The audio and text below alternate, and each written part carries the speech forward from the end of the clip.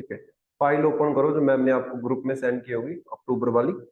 उसमें सबसे पहले जो आपके पास करंट अफेयर है that is about dangers of large dams. Dangers of large dams. Dams के बारे में सुना होगा, क्या होते हैं डैम्स? वाटर रिजर्वायर्स होते हैं, आप बोल सकते हो, है ना। ज्यादातर हमारे देश में नदियों के ऊपर बनाए जाते हैं नदियों के पानी को कंट्रोल करने के लिए, राइट।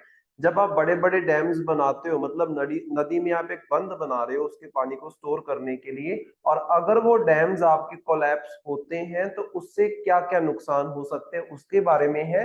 और ये न्यूज में क्यों चल रहा है, क्योंकि ऐसा ही एक डैम जो है वो सिक्किम स्टेट में रिसेंटली कोलैप्स हुआ है, जिसकी वजह से सिक्किम में फ्लड्स हमें देखने को मिले। तो पढ़ो इसको। The article highlights the dangers of large dams in India specially in the Himalayas. It discusses the recent collapse of Chungthang dam in Sikkim. तो जो आपका चुंगथांग डैम है सिक्किम का, वो रिसेंटली कोलैप्स हुआ, जिसके ऊपर खास तौर पे डिस्कशंस हो रही हैं। और ज्यादातर ये डेंजर हमें कौन सी स्टेट्स में देखने को मिल रहा है? आपकी हिमालयन स्टेट्स जो है वहां पे आपको ये डेंजर देखने को मिलेगा। क्योंकि हिमालयन स्टेट्स में क्या है, अगर आप एक प्लेन एरिया में डैम बनाते हो तो वहां पे क्या है, ज्यादातर जो कंस्ट्रक्शन है वो मैन मेड होती है। जब भी आप हिमालयन एरियाज में या फिर किसी भी, आप बोल सकते हो, हिली एरिया में डैम बनाओगे तो कंस्ट्रक्शन ज्यादा मैन मेड नहीं होती है, नेचुरल जो आपकी पहाड़ियां होती है उनके बीच में ही बना दिया जाता है। वहां पे लूप होल्स होने के पूरे पूरे चांसेस होते हैं। दूसरी चीज, हिमालयाज में बहुत सारे इवेंट्स हैं, जैसे फॉर एग्जांपल एक्सट्रीम रेनफॉल आज के टाइम पे हो रहा है। मैंने पिछले आर्टिकल्स में आपको पढ़ाया था कि बहुत ज्यादा रेनफॉल हमें देखने को मिल रहा है हिमालयाज में। जो स्नोफॉल है वो कम होता जा रहा है, रेनफॉल बढ़ता जा रहा है।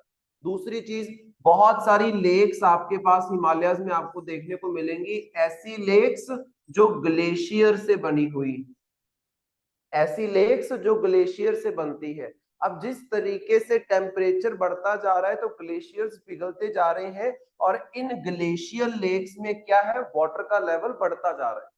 और हर एक नेचुरल बॉडी की एक कैपेसिटी होती है, एक लेवल तक ही वो उस वाटर को स्टोर करके रख सकती है। उस लेवल से ज्यादा पानी उसमें आएगा तो वो क्या हो जाएगा, ओवरफ्लो हो जाएगा।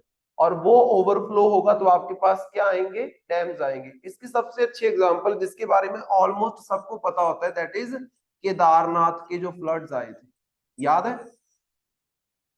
केदारनाथ में यही था ना, वहां पे ग्लेशियर लेक जो है वो हाई रेनफॉल की वजह से क्या हो गई, ओवरफ्लो हो गई, टूट गई, आप बोल सकते हो। और सारे के सारे पानी ने पूरे के पूरे केदारनाथ के रीजन को डुबो दिया था। तो मतलब हिमालयाज में या हिली एरियाज में ऐसे इंसिडेंट्स होने के चांसेस थोड़े ज्यादा रहते हैं, राइट। तो यहाँ पे अगर हम बात करते हैं इरप्शन ऑफ द साउथ लोनक लेक, तो इस लेक के बारे में याद रख लेना कि जो आपकी ये लोनक लेक है ये आपको कहाँ पे देखने को मिलेगी, सिक्किम में। तो वही चीज है, साउथ लोनक लेक जो है वहां पे ओवरफ्लो हुआ। उस ओवरफ्लो की वजह से जो चुंगथांग डैम है उसमें पानी का लेवल बहुत ज्यादा बढ़ गया, जिसकी वजह से पानी ओवरफ्लो हुआ और सिक्किम में हमें क्या देखने को मिले, फ्लड्स देखने को मिले। क्योंकि हर एक डैम की एक अल्टीमेट कैपेसिटी है। जैसे रिसेंटली हिमालयाज में जब बारिश हो रही थी तो चंडीगढ़ में ये सुखना लेक एंड ऑल ये सारे गेटवेज ओपन कर दिए थे ना, क्योंकि अगर आप ओपन नहीं करोगे तो ये टूट जाएगा, और टूट जाएगा तो आपके लिए संभालना बहुत ज्यादा मुश्किल हो जाएगा, राइट। तो status of dam in India, India is the third largest dam owing country in the world. अगर हम वर्ल्ड में बात करें तो चाइना है आपके पास एंड यूएसए है, जहां पे बहुत बड़े बड़े डैम्स आपको देखने को मिलेंगे। तीसरे नंबर पे आ जाता है इंडिया। यूएसए एंड चाइना में आपको बहुत सारे इंसिडेंट्स देखने को मिलेंगे कि किसी ना किसी डैम के कोलैप्स होने की वजह से बहुत ज्यादा फ्लड्स आए और बहुत ज्यादा डिस्ट्रक्शन हुई। इसकी एग्जांपल इस आर्टिकल में भी दी गई है, उसको हम पढ़ेंगे कौन कौन से डैम्स की हम बात कर रहे हैं। One of the largest dams जो वर्ल्ड के आपको देखने को मिलेंगे वो USA and China and India में देखने को आपको मिलते हैं, राइट। नेक्स्ट देखो, These are around 5,700 large dams in the country, which is about 80% are over the 25-year-old. अगर हम बात करते हैं हमारे देश में अप्रोक्सीमेटली 5,700 डैम्स हैं और इसमें से 80% डैम्स की जो एज है वो 25 या 25 से ज्यादा साल की हो चुकी है। तो मतलब क्या, काफी पुराने डैम्स। तो ऑटोमेटिकली वहां पे क्या है, लूप होल्स क्रिएट होंगे, डैम्स के डिस्ट्रक्ट होने के पूरे पूरे चांसेस बन जाते हैं। एक और भी चीज है, जैसे मैंने रेनफॉल बताया ना, एक चीज और है, that is earthquake. That is earthquake. अब हमें पता है हिमालयन रीजन, जो हिमालयाज है कैसे बने हैं, दो प्लेट्स जो एक दूसरे की तरफ मूव की, एशियन प्लेट के नीचे इंडियन प्लेट जाके धंस गई, तो बीच में जितना भी मटेरियल था वो क्या, फोल्ड अप हो गया, हिमालयाज बन गए। तो मतलब ये जो आपका नॉर्थ इंडिया वाला रीजन है, यहाँ पे दो प्लेट्स की मीटिंग हो रही है, और जहां पे दो प्लेट्स की मीटिंग होती है वहां पे अर्थक्वेक आना बहुत कॉमन रहता है। क्योंकि जब दो प्लेट्स अर्थ की एक दूसरे के साथ मूव करेंगी तो क्या होगा, वाइब्रेशंस क्रिएट होंगी, and those vibrations are called as earthquake. अभी रिसेंटली भी नेपाल में अर्थक्वेक आया, अफगानिस्तान में भी अर्थक्वेक आया। ये पिछले ही हफ्ते में आपको दो अर्थक्वेक देखने को मिले हिमालयन रीजन में, एक अफगानिस्तान में और दूसरा नेपाल में, राइट। नेक्स्ट देखो, benefits of the dams. Dams हम क्यों बनाते हैं, अगर हमें पता है कि इसकी वजह से इतनी ज्यादा डिस्ट्रक्शन हो जाती है, तो डैम्स बनाने के पीछे कारण क्या है।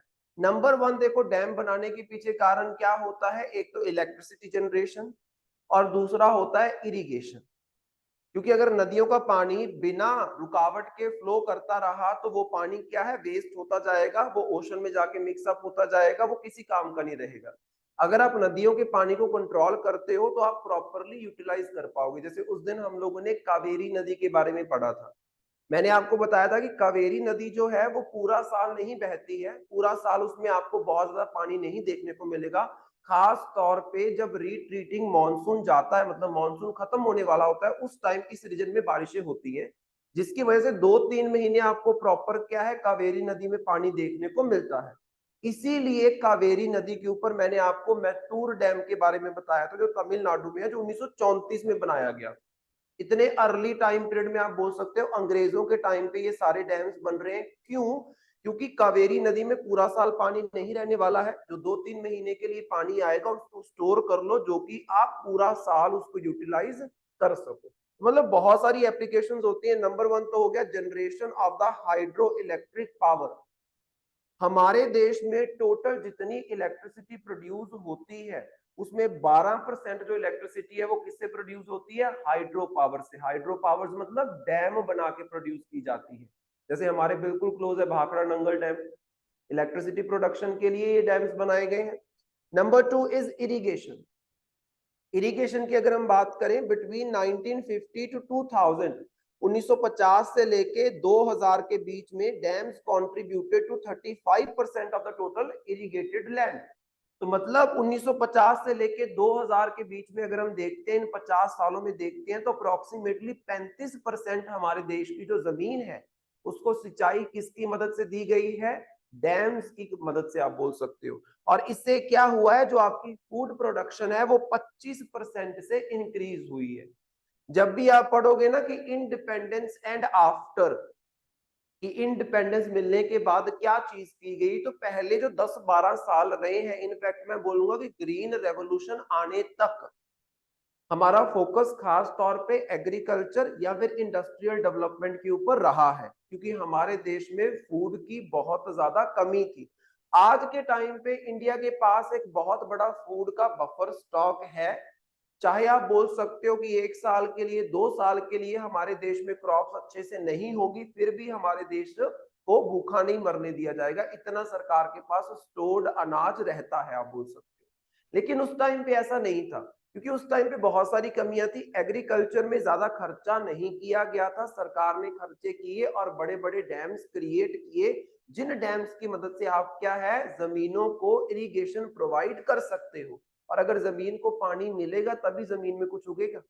तो ग्रीन रेवोल्यूशन जो पंजाब, हरियाणा, यूपी के रीजन में आया, इस टाइम पे 3-4 स्टेप्स लिए गए थे। एक तो इरिगेशन की फैसिलिटीज प्रोवाइड की गई, मशीनरीकरण किया गया, चीजों को जितनी भी आप मैनुअली करते थे मशीन्स को वहां पे इंट्रोड्यूस किया गया, और नए वैरायटी के सीड्स, फर्टिलाइजर्स, पेस्टिसाइड्स ये सब इंट्रोड्यूस किए गए, मतलब केमिकल्स इंट्रोड्यूस किए गए, राइट।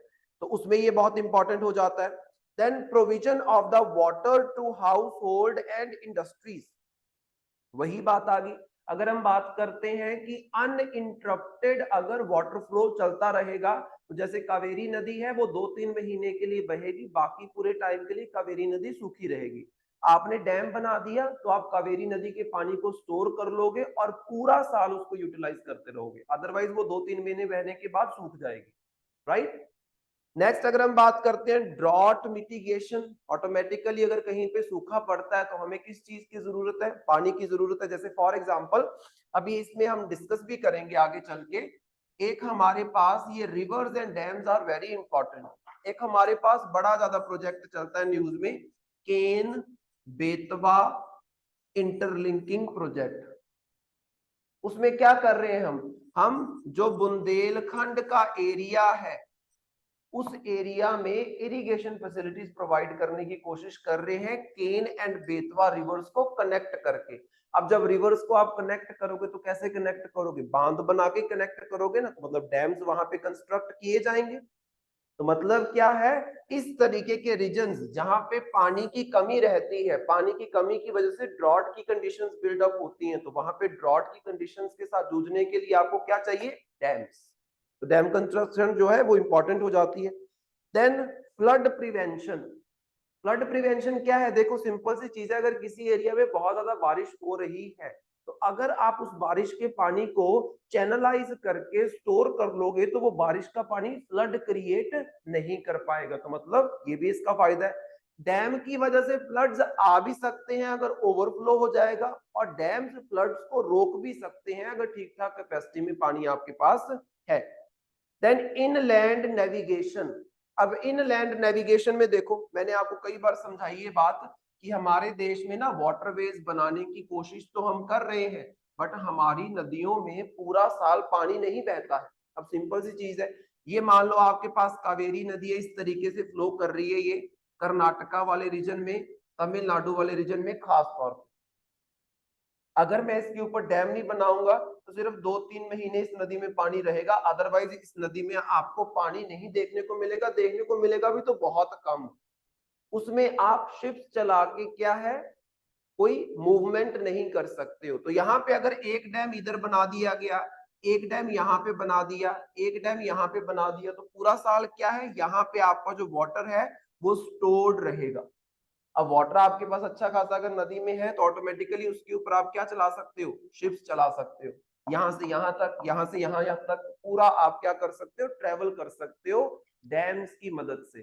तो वो इनलैंड जो आपका नेविगेशन है वो डैम बना के पॉसिबल है, अदरवाइज हमारे यहाँ पे मेजॉरिटी ऑफ द नदियां ऐसी हैं जो सीजनल है, एक सीजन में बहती हैं दूसरे सीजन में नहीं।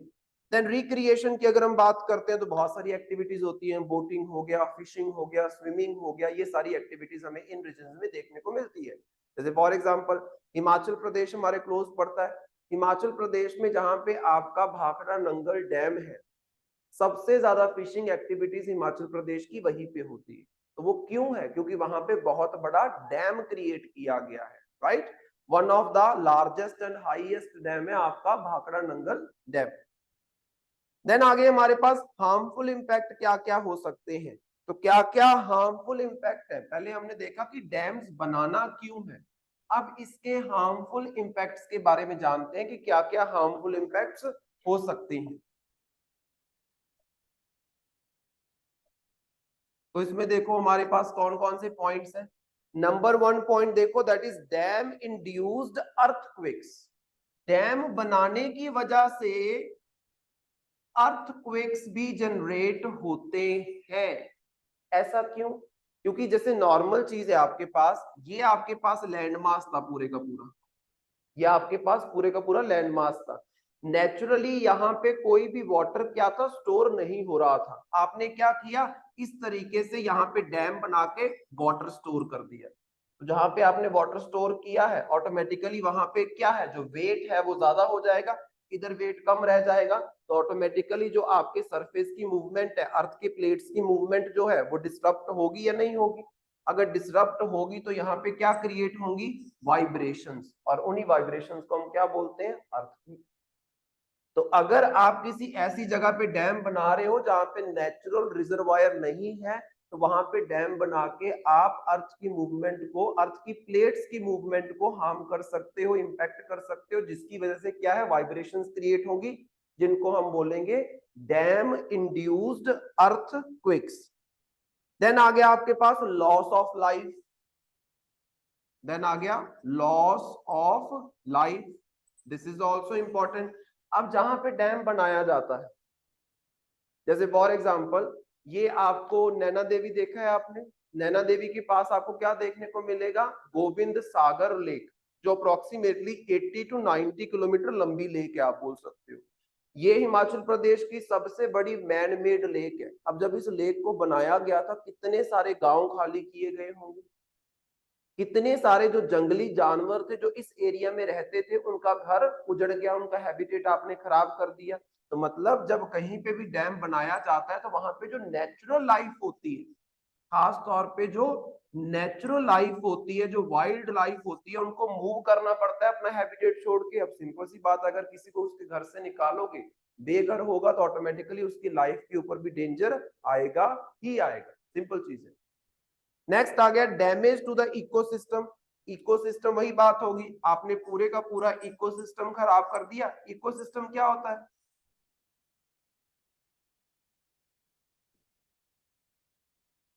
प्लांट्स एंड एनिमल्स रहते हैं। इकोसिस्टम का मतलब क्या है? जहां पे आपके एबायोटिक एंड बायोटिक फैक्टर्स की इंटरेक्शन होती है, राइट? वो एचएएस वाला अगर आपने एग्जाम देखा होगा, वहां पे एक सिंपल क्वेश्चन पूछा गया था इसके बारे में, एबायोटिक के बारे में, शायद यही था क्वेश्चन, किसमें से कौन सी चीज है जो बायोटिक है, ऐसा क्वेश्चन था, कौन सी चीज है जो बायोटिक है। उसमें एग्जांपल्स आपके पास थी, एक एग्जांपल थी आपके पास एनिमल। तो जो लिविंग ऑर्गेनिज्म है वो बायोटिक होते हैं, जो नॉन लिविंग होते हैं वो एबायोटिक होते हैं। उन दोनों की आपस में इंटरेक्शन को ही हम इकोसिस्टम बोल देते हैं। तो ऑटोमेटिकली अगर आपने वहां पे इतना सारा पानी एज अ रिजर्वायर खड़ा कर दिया है, तो वहां का जो इकोसिस्टम है वो खराब हो जाएगा, क्योंकि वहां पे जो नेचुरल लाइफ थी वो खराब हो रही है। सिंपल। नेक्स्ट अगर हम बात करते हैं डिस्प्लेसमेंट ऑफ पीपल। अब मैंने अभी आपको बताया कि उस एरिया में जो लोग रह रहे होंगे उनको अपने घर छोड़ के मूव करना पड़ेगा। कितने सारे गांव, हंड्रेड्स ऑफ विलेजेस को खाली करवाया गया था जब जब डैम बनाया जाता है। Not just Bhakra Nangal dam, कोई भी डैम जब बनाया जाता है, चाहे सरदार सरोवर डैम हो, चाहे नर्मदा के ऊपर आप इंदिरा गांधी डैम बना, कोई मर्जी डैम बना लो, ऑटोमेटिकली इतना एरिया आपके पास खाली नहीं होता है, क्योंकि India is a populace country. तो यहाँ पे डिस्प्लेसमेंट करवानी पड़ती है, बहुत सारे लोगों को अपने घर छोड़ के कहीं और जाना पड़ता है। तो मतलब क्या है? लोगों की लाइफ के ऊपर भी इंपैक्ट आता है। देन आपके पास क्या आ जाता है? Sedimentation. Next is sedimentation. Sedimentation का मतलब क्या होता है? सेडिमेंट्स क्या होते हैं? What are sediments? सेडिमेंट्स क्या होते हैं? सेडिमेंट्स मतलब छोटे छोटे कंकर पत्थर, ये सारी चीजें। अब मुझे एक बात बताओ, नदी अपने साथ कंकर पत्थर लेके आती है? नदी पहाड़ों से बहती हुई आ रही है, अपने साथ कंकर पत्थर लेके आएगी। ये कंकर पत्थर ज्यादातर नदियां कहाँ पे डिपॉजिट करती हैं? जब ये जाके समुद्र में मिलती है। जब नदी जाके समुद्र में मिलेगी, जहां पे मिलेगी वहां पे कंकर पत्थर सारे डिपॉजिट कर देगी और क्या बना देगी? डेल्टा। लेकिन जब आपने नदी के रास्ते में ही कोई डैम बना दिया और वहां पे पानी को रोक लिया, तो ऑटोमेटिकली वो सारे कंकर पत्थर क्या है? यहाँ पे डिपॉजिट हो जाएंगे। अब जैसे अंदर कंकर पत्थर भरते जाएंगे तो डैम की कैपेसिटी क्या होती जाएगी? कम होती जाएगी। कम होती जाएगी तो ऑटोमेटिकली ओवरफ्लो तो वो होगा ही होगा। डैम को भी छोड़ दो, नहरों को देखा है, कैनाल्स को देखा है, हर कुछ टाइम के बाद कैनाल्स में से जो आपकी रेत होती है उसको निकाला जाता है। वो रेत कहाँ से आती है? उसी पानी में होती है ना वो रेत, जो नीचे डिपॉजिट होती रहती है। हर बार आप देखोगे, जैसे फॉर एग्जांपल जब भी आपका मॉनसून सीजन स्टार्ट होना होता है, पंजाब, हरियाणा, हिमाचल, हर जगह जितने भी गंदे नाले हैं, जितनी भी कैनाल्स हैं, सबकी सफाई की जाती है। सब में से जो नीचे रेत जमा हुई है उसको निकाला जाता है, क्योंकि वो रेत, वो सेडिमेंट्स जमा होते रहेंगे तो उस वाटर बॉडी की कैपेसिटी जो है वो कम हो जाएगी।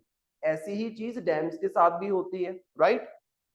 नेक्स्ट देखो, सॉयल इरोजन जो है वो हमें देखने को मिलता है।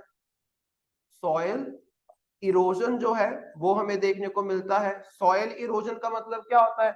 What do you mean by erosion?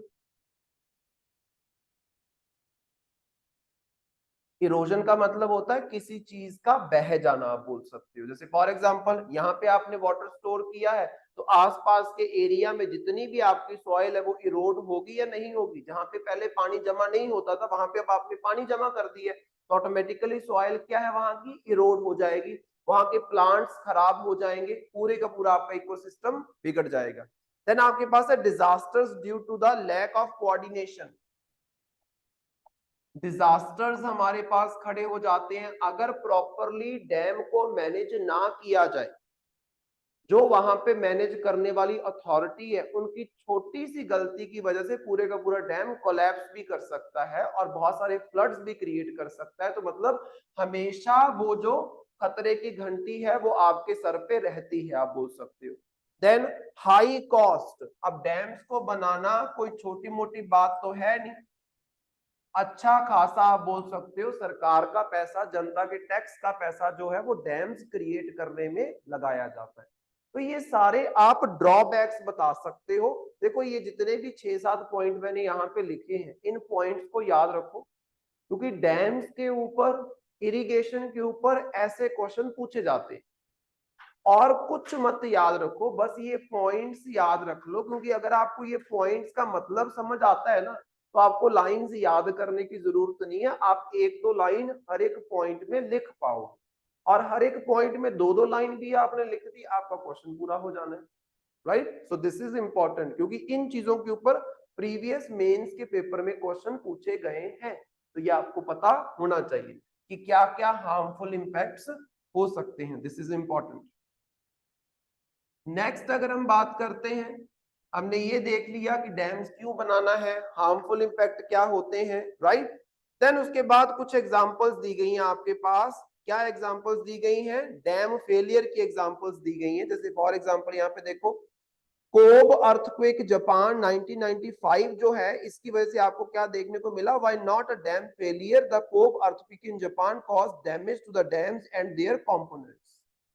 तो जब जब अर्थक्वेक आता है, सिस्मिक एक्टिविटी होती है, उसकी वजह से डैम्स आपके क्या है? कोलैप्स होते हैं। कोलैप्स नहीं होंगे, कमजोर तो हो ही जाएंगे एटलीस्ट, राइट।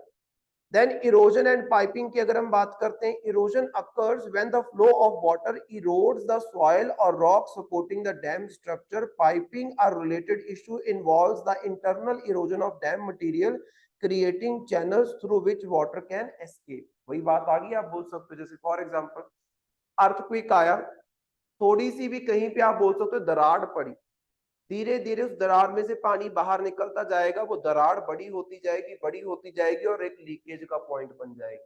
और ऐसा लीकेज का पॉइंट जिसको आप रोक नहीं पाओगे, आप बोल सकते हो। जब इतना ज्यादा पानी का प्रेशर है, कैसे रोकोगे उस लीकेज के पॉइंट को? टफ हो जाता है, रोक सकते हो लेकिन काफी टफ हो जाता है, आप बोल सकते हो, right. Then extreme weather events जो होते हैं वो भी आपके डैम्स की डिस्ट्रक्शन में, जैसे फॉर एग्जांपल केदारनाथ के फ्लड्स की यहाँ पे 2013 की एग्जांपल दी गई है कि 2013 में केदारनाथ में बहुत ज्यादा फ्लड्स आए। क्यों आए? क्योंकि एक्सट्रीम रेनफॉल हो गया, ऊपर से जो ग्लेशियल लेक थी वो भी आउटबस्ट हो गया, आप बोल सकते हो। नीचे दिया ना, ग्लेशियर लेक आउटबस्ट फ्लड। इसमें क्या होता है? ये ऐसी चीज है, जैसे मान लो ये आपके पास पहाड़ है इस तरीके से, केदारनाथ का सीन यही था। जैसे मान लो यहाँ पे आपका केदारनाथ का मंदिर है, आपने देखी होगी, मूवी भी है उसके ऊपर, बहुत सारी चीजें बनी हुई है। ये देखो, ये आपके पास क्या है? एक डिप्रेशन। यहाँ पे आपके पास क्या है? ग्लेशियर। क्या है? ग्लेशियर। इस ग्लेशियर के पिघलने की वजह से जो लेक बनेंगे उसको हम क्या बोल देंगे? Glacier lake. अब इस ग्लेशियर लेक को सिर्फ ये जो छोटा सा आपके पास एरिया है इस पर्वत का, आप बोल सकते हो, वही इसको बना रहा है। अगर यहाँ पे बारिश बहुत ज्यादा होने लग जाए और यहाँ पे पानी बहुत ज्यादा भर जाए, एक टाइम पे ये ओवरफ्लो होगा। और केदारनाथ के चक्कर में क्या हुआ था? ये टूट गया था। ये टूट गया, जब टूट गया तो पूरे का पूरा पानी कहाँ जाएगा, इधर कर देगा सब कुछ डिस्ट्रॉय। ऊपर से बारिशें भी नहीं रुक रही है। केदारनाथ में लगातार 3 से 4 दिन बहुत जबरदस्त बारिश हुई थी, उसके बाद ये लेक टूटी और पूरे का पूरा केदारनाथ डूब गया। तो मतलब ये भी एक कारण रहता है कि किस तरीके से आपके डैम्स टूट सकते हैं। देन ह्यूमन फैक्टर्स भी हो सकते हैं, आप बोल सकते हो कि प्रॉपरली मैनेज नहीं किया गया डैम को, ह्यूमंस की वहां पे। देन डिजाइन लिमिटेशंस भी हो सकते हैं कि डैम जिस डिजाइन के साथ जैसा उसका स्ट्रक्चर बनाया गया था, that structure that design was not appropriate, जिसकी वजह से आपका डैम क्या है, टूट गया, खराब हो गया और डिस्ट्रक्शन उसने कर दी। देन नीचे आपके पास 2 एग्जांपल्स दी गई हैं, आप इसको जस्ट रीड कर सकते हो कि कौन कौन सी एग्जांपल है। एक आपके पास रिसेंटली जो लीबिया में हुआ है उसकी एग्जांपल दी गई है, और दूसरा आपके पास जो यूक्रेन में 2023 में जून में डैम फेलियर हुआ था उसकी एग्जांपल दी गई है। ये जस्ट एग्जांपल्स के तौर पे आप यूज कर सकते हो। नेक्स्ट आ गई measures taken to ensure the dam safety. तो डैम सेफ्टी को इंश्योर करने के लिए क्या क्या किया गया सरकार के द्वारा। नंबर 1 है dam safety act. Dam safety act of 2021। ये जो डैम सेफ्टी एक्ट है 2021, ये क्या बात कर रहा है। तो सबसे पहले देखो, it aims at surveillance, inspection, operation and maintenance of specific dams, dams with height over 15 meters और dams between 10 to 15 meters with certain design and structural condition. Number 1 point वो बोल रहे हैं कि समय समय पर इंस्पेक्शंस की जाए। जो भी डैम जिनकी हाइट 10 मीटर से ऊपर है ना, 10 मीटर से ऊपर की हाइट वाले डैम क्या है, आपके लार्ज डैम की कैटेगरी में आ जाते हैं। मतलब अगर वो डैम्स आपके डिस्ट्रक्ट होते हैं तो उससे क्या होगा, बहुत ज्यादा नुकसान कॉज हो सकता है, सिंपल चीज है। देन सेकंड पॉइंट देखो, national committee on dam safety, formulation of policies, recommendation of dam safety and national dam safety authority, implementation of policies of the national committee. दो चीजें बनाने की सेक्ट ने बात की। एक तो बात की कि national committee on dam safety बनाई जाए, एक ऐसी कमेटी बनाई जाए जो डैम्स को कैसे सेफ रखा जा सकता है इसके ऊपर हमें पॉलिसीज बना के दे। नंबर 2 बनाया गया नेशनल डैम सेफ्टी अथॉरिटी, जिसका काम क्या होगा, कमेटी के द्वारा बनाई गई पॉलिसीज को इंप्लीमेंट करना। This is important.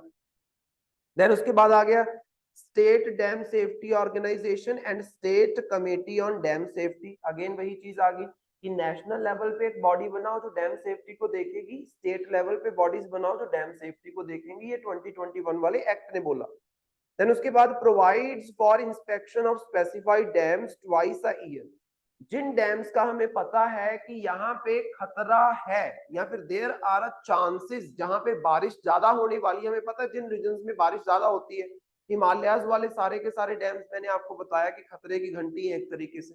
तो उन एरियाज में मॉनसून शुरू होने से पहले एक बार इंस्पेक्शन करो, मॉनसून खत्म होने के बाद एक बार इंस्पेक्शन करो, क्योंकि मॉनसून के टाइम पे ही ये डैम्स टूटते हैं। अदरवाइज ऐसा क्राइटेरिया नहीं होता, बहुत बारिश होती है तभी यहाँ पे ओवरफ्लो होता है, अदरवाइज तो ना फ्लड आते हैं। देन उसके बाद includes an emergency action plan in case of disaster. इसी डैम सेफ्टी एक्ट में एक आपको प्रॉपर प्लान भी बना के दिया गया कि जब डिजास्टर आएगा डैम के डिस्ट्रक्शन की वजह से तो आपने क्या क्या मेजर्स लेने हैं। देन उसके बाद list of responsibility of the dam owners, जो भी अथॉरिटी उस डैम को मैनेज कर रही है उनकी क्या क्या रिस्पॉन्सिबिलिटीज रहेंगी, उसके बारे में भी सरकार ने इस बिल के तहत, इस एक्ट के तहत हमें बताया। एक और है dam rehabilitation and improvement project. इस प्रोजेक्ट की अगर हम बात करते हैं तो देखो, implemented by Central Water Commission with the assistance from World Bank and Asian Infrastructure Investment Bank। तो ध्यान से देखो, जो हमारी सेंट्रल वाटर कमीशन बॉडी है उनके द्वारा इसको बनाया गया है, खास तौर पे world bank and Asian infrastructure and investment bank की मदद से। तो मतलब यहाँ पे अच्छी खासी इन्वेस्टमेंट इन बैंक्स के द्वारा, ये दोनों बैंक्स अगर आप ध्यान से देखोगे, दिस इज अ बैंक जो खास तौर पे एशिया में इंफ्रास्ट्रक्चर, कौन सी इंफ्रास्ट्रक्चर, डेवलपमेंट के लिए जो इंफ्रास्ट्रक्चर आपको बनानी है उसके लोन्स देती है। वर्ल्ड बैंक की अगर हम बात करते हैं, अगेन ये भी डेवलपमेंट के ऊपर ही लोन देती है। ये दोनों बैंक्स जनता की डेवलपमेंट मतलब क्वालिटी ऑफ लाइफ को इंप्रूव करना, पॉवर्टी दूर करना, अच्छी एजुकेशन है ना, अच्छी हेल्थ, ये सारी फैसिलिटीज प्रोवाइड करना। अब इरिगेशन की फैसिलिटीज प्रोवाइड करना, इलेक्ट्रिसिटी, जैसे राइट टू इलेक्ट्रिसिटी आर्टिकल 21 में भी मेंशन कर देते हैं कि there is right to electricity, because जो इलेक्ट्रिसिटी है आज के टाइम पे आपकी क्वालिटी ऑफ लाइफ डिसाइड करती है। तो उन सब चीजों के लिए इन बैंक्स के द्वारा इनिशिएटिव्स लिए गए हैं। वैसा ही एक इनिशिएटिव हमें यहाँ पे देखने को मिल रहा है, aims to improve the safety and operational performance of the selected existing dams। Major aim क्या है इनका, ऑब्जेक्टिव क्या है, जो आपके पास डैम एग्जिस्ट कर रहे हैं वो प्रॉपरली वर्क कर रहे हैं या नहीं कर रहे हैं, उनकी सेफ्टी को इंश्योर करना, इसके बारे में ये प्रोग्राम है। इट ऑल्सो इंक्लूड धर्मा। धर्मा का मतलब क्या है, dam health and rehabilitation monitoring system. तो एक सिस्टम क्रिएट किया गया जिससे क्या है, डैम की जो हेल्थ है, हेल्थ इन द सेंस कि उसकी जो कंस्ट्रक्शन हुई है वो कितनी सेफ है, कितनी सिक्योर है, इस चीज को इंश्योर करना है, सिंपल, राइट। देन उसके बाद बात की जा रही है कि ऑल्टरनेटिव्स हमारे पास क्या क्या हो सकते हैं। अगर आप मेगा डैम्स नहीं बनाना चाहते हो, बड़े बड़े डैम्स नहीं बनाना चाहते हो, तो ऑल्टरनेटिव हमारे पास क्या है। नंबर 1 देखो, कंस्ट्रक्शन ऑफ स्मॉलर सब सरफेस डैम्स। छोटे छोटे डैम्स बना लो, ऐसे डैम्स जिनकी हाइट बहुत ज्यादा नहीं होगी, क्योंकि सिंपल सी चीज है ना बेटा, अगर मैं किसी चीज को स्टोर करने के लिए इतना सा बना रहा हूं, इतनी इतनी वॉल्स निकाल रहा हूं, ऑटोमेटिकली कैपेसिटी तो कम होगी। या फिर अगर आपको अच्छी कैपेसिटी भी चाहिए तो आप ये कर लो कि एरिया ज्यादा कवर कर लो लेकिन हाइट कम रखो। एरिया ज्यादा कवर करने से आप बोल सकते हो दीवारों के ऊपर प्रेशर नहीं पड़ेगा, प्रेशर पड़ता है खास तौर पे जब दीवारों की हाइट ज्यादा होती है। एरिया कम होता है आप बोल सकते हो, हाइट बहुत ज्यादा हो जाती है, ऑटोमेटिकली वहां पे दीवारों के ऊपर जो प्रेशर अप्लाई होगा वो ज्यादा रहेगा। तो छोटी हाइट के डैम्स को क्रिएट करो, छोटे डैम्स को क्रिएट करो, ज्यादा मेगा डैम्स, बड़े डैम्स मत बनाओ। Number 2, improving the capacity of existing dams. अब जो एग्जिस्टिंग डैम्स है, जैसे फॉर एग्जांपल आपके पास एक डैम है जिसमें 5000 लीटर टन जो आपका वाटर है वो स्टोर हो सकता है, बट बात ये है कि उस डैम में बहुत सारे सेडिमेंट्स नीचे जम गए, तो डैम की सफाई करवाओ, डैम्स में वो सेडिमेंट्स निकालो। अगर आप सेडिमेंट्स निकाल दोगे डैम की कैपेसिटी बढ़ जाएगी, जितनी मर्जी बारिश पड़ जाए उसमें स्टोर हो जाएगा, ओवरफ्लो नहीं होगा, राइट। तो समय समय पर क्या करवाना है, सफाई करवाना भी जरूरी है। नंबर 3 वो बोल रहे हैं uses of traditional water storage methods, जैसे फॉर एग्जांपल टैंक हो गए, अंडरग्राउंड टैंक हो गए। अंडरग्राउंड टैंक्स बना के आप स्टोरेज कर लो, डैम्स बनाओ ही मत। जो ट्रेडिशनल तरीके से, जैसे फॉर एग्जांपल आज भी आप राजस्थान में जाओगे या फिर साउथ इंडियन स्टेट्स में जाओगे, वहां पे ज्यादातर क्या है, टैंक कंस्ट्रक्ट कर लेते हैं, क्योंकि वहां पे ट्यूबवेल वगैरह नहीं बन सकता है, तो टैंक बना लेते हैं, उसमें पानी स्टोर कर लिया जाता है, आपको बड़े बड़े डैम्स बनाने की जरूरत ही नहीं है। आज के टाइम पे ये सिनेरियो हो गया है कि स्टेट में डैम बना दिया जाता है, लोगों को अपने अपने अपने खेत में टैंक क्रिएट करने की जरूरत नहीं पड़ती है, उनको सप्लाई मिलती रहती है पानी की वहीं से। तो एक बड़ा डैम बनाने के बजाय लोगों को प्रमोट करो, सब्सिडीज दो, वो अपने अपने खेत में टैंक बना ले और वहां पे बारिश का पानी स्टोर कर ले और बाद में उसको यूटिलाइज करते रहे। ये चीज की जाती है राजस्थान में खासतौर पे जब बारिशें आती है, क्योंकि वहां पे पानी की कमी है। Then focus on the alternative sources of renewable energy. ये हमें पता है कि जैसे सोलर एनर्जी हो गया, विंड एनर्जी हो गया। अब 12% हम किसके ऊपर डिपेंडेंट है, हाइड्रो इलेक्ट्रिसिटी के ऊपर। मतलब इन डैम्स की मदद से जो इलेक्ट्रिसिटी बनती है, डैम्स की मदद से electricity banana is a renewable energy source. इसकी बजाय आप सोलर पैनल्स के ऊपर डिपेंडेंट हो जाओ एनर्जी बनाने के लिए। जो एनर्जी बनाने के लिए, इलेक्ट्रिसिटी प्रोड्यूस करने के लिए एटलीस्ट आपको डैम बनाने पड़ रहे हैं, वो तो ना बनाने पड़ेंगे। आप क्या है, सोलर पैनल ज्यादा से ज्यादा लगाओ। अभी इंडिया में यही चल रहा है, बड़े बड़े सोलर पार्क्स बन रहे हैं, वर्ल्ड के बड़े बड़े पार्क्स आपको इंडिया में देखने को मिल जाएंगे। Then reuse of the water, use of recycled sewage water for irrigation and industrial purpose. जैसे फॉर एग्जांपल आप किसी भी बड़ी यूनिवर्सिटी में जाओगे या किसी भी इंडस्ट्री में जाओगे, हर एक इंडस्ट्री में आपके पास वाटर ट्रीटमेंट प्लांट बना होता है, कोई भी इंडस्ट्री हो, चाहे फॉर एग्जांपल कोका कोला की इंडस्ट्री है, वो तो मैंने विजिट भी की हुई है इसलिए मैं आपको एग्जांपल दे रहा हूँ। कि वहां पे बहुत ज्यादा पानी का इस्तेमाल होगा। कोका कोला है क्या? इट इज ऑल अबाउट, आपने गैस भर दी, उसमें पानी है, उसमें भर भर के आपने शुगर डाला हुआ है और फ्लेवर डाला हुआ है, चौथी पांचवी चीज इसमें कोई भी नहीं है। अब यहाँ पे बहुत सारा पानी वेस्ट भी होगा। जो इंडस्ट्री का वेस्ट वाटर है उसको ट्रीट करने के लिए इंडस्ट्री उसके अंदर ही वेस्ट वाटर ट्रीटमेंट प्लांट लगाती है।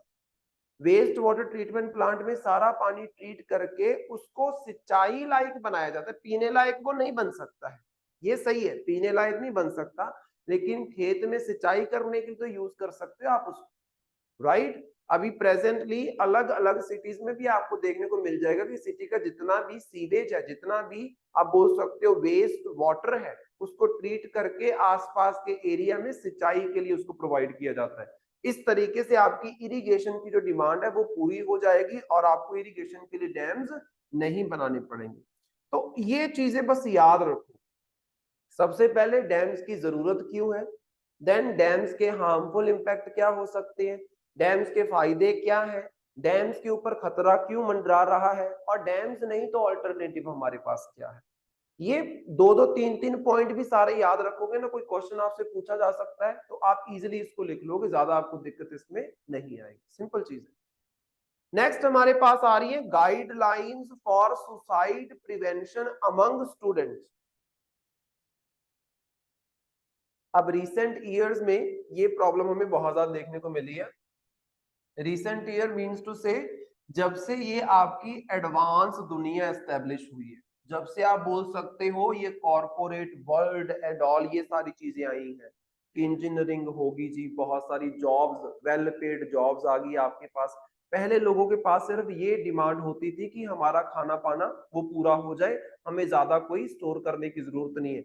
जैसे ही आपका ये कैपिटलिज्म फैला है तो लोगों के अंदर आप बोल सकते हो वो जो ग्रीड है वो भी बड़ी है और एक्सपेक्टेशंस भी बड़ी है अपने बच्चों से, आप बोल सकते हो, जिसकी वजह से बच्चों के ऊपर एक बहुत बड़ा प्रेशर डेवलप होता है। जो पेरेंट्स है वो जानबूझ के डेवलप नहीं करते हैं, जो स्टूडेंट्स के ऊपर प्रेशर टीचर है वो जानबूझ के डेवलप नहीं करते हैं, ये नेचुरली डेवलप हो जाता है। बंदा खुद ही अपने आप को आप बोल सकते हो दूसरों से कम समझने लगता है, उसको लगता है कि मुझे ज्यादा करना चाहिए था, मैं कम कर पा रहा हूँ। इनफैक्ट ऐसे बच्चे भी मिल जाएंगे कि मुझे 99% नंबर चाहिए थे, मेरे 97% आ रहे, मैं सुसाइड कर रहा हूँ। ऐसी न्यूज देखने को मिलती है ना। या फिर दो टॉपर्स थे, ये कॉमन न्यूज है, दो टॉपर्स थे, एक के 98% आए, एक के 97% आए, 97% वाले ने इसी दुख में सुसाइड कर लिया कि मैं उससे पीछे रह गया, मैं दूसरे नंबर पे कैसे आया। अरे भाई 70% नंबर या 60% नंबर भी कोई कम नहीं होता। जब 60% नंबर आपके आते हैं तो आपको फर्स्ट डिवीजन में पास किया जाता है नहीं किया जाता है, तो मतलब आप एक अच्छे स्टूडेंट हो। 60% से 100% के बीच में आप जितने भी नंबर ले रहे हो, आप सभी स्टूडेंट्स के बीच में कोई ज्यादा फर्क नहीं है। ऐसा नहीं आप बोल सकते कि 97% वाला स्टूडेंट बहुत ही ज्यादा इंटेलिजेंट होगा और 60% वाला डम्ब होगा, बिल्कुल ऐसा नहीं होता है। आप सारे के सारे फर्स्ट डिवीजन में पास हो रहे हो। इस चीज को ना नॉर्मलाइज करने की जरूरत है। पेरेंट्स का जो ये प्रेशर है नंबर लेके आने का, मार्क्स लेके आने का, इसकी वजह से बच्चे सुसाइड कर रहे हैं हमारी सोसाइटी। ये तो एक फैक्टर है। अभी एक जो ये डिजिटल वर्ल्ड आया है ये दूसरा फैक्टर है, आप बोल सकते हो, राइट। तो यहाँ पे देखो क्या क्या गाइडलाइंस जो है वो निकाली गई है। तो यूनियन मिनिस्ट्री ऑफ एजुकेशन, अब हमें पता है एजुकेशन के रिलेटेड, स्टूडेंट्स के रिलेटेड हमारे पास यही मिनिस्ट्री आएगी। इनके द्वारा ड्राफ्ट गाइडलाइंस निकाली गई हैं, अभी इसको फिक्स किया जाएगा, अभी जस्ट ड्राफ्ट पेश किया गया है। To prevent students suicide in schools, schools में स्टूडेंट्स का, इनफैक्ट मैंने कुछ दिन पहले न्यूज सुनी थी कि एक फर्स्ट क्लास का बच्चा उसने सुसाइड अटेम्प्ट किया है। फर्स्ट क्लास का बच्चा सुसाइड अटेम्प्ट किया है। अब उसने क्यों किया है, इसके पीछे क्या कारण है, खुद सोच के देखो कि उस बच्चे की एक्सपेक्टेशंस खुद से क्या चल रही होंगी। पहली क्लास में आपको, हम लोगों को पहली क्लास में पता भी नहीं होता था कि क्या चल रहा है क्या नहीं, फर्स्ट क्लास के बच्चे ने सुसाइड अटेम्प्ट किया है। मतलब इतने हालात बुरे हो चुके हैं आजकल। आपने देखा होगा छोटे छोटे बच्चे हैं, पेरेंट्स कुछ बोलते बुरा मान जाते हैं, मेरी बेइज्जती होगी, ऐसे शब्द वो यूज करते हैं। भाई तुम्हारी कोई अभी इज्जत बनी नहीं जो तुम्हारी बेइज्जती होगी। और इसी चीज के ऊपर ये गाइडलाइंस बात कर रही है कि अभी स्कूल्स में ये केसेस बहुत ज्यादा आ रहे हैं कि स्कूल्स में बच्चे क्या है सुसाइड अटेम्प्ट कर रहे हैं।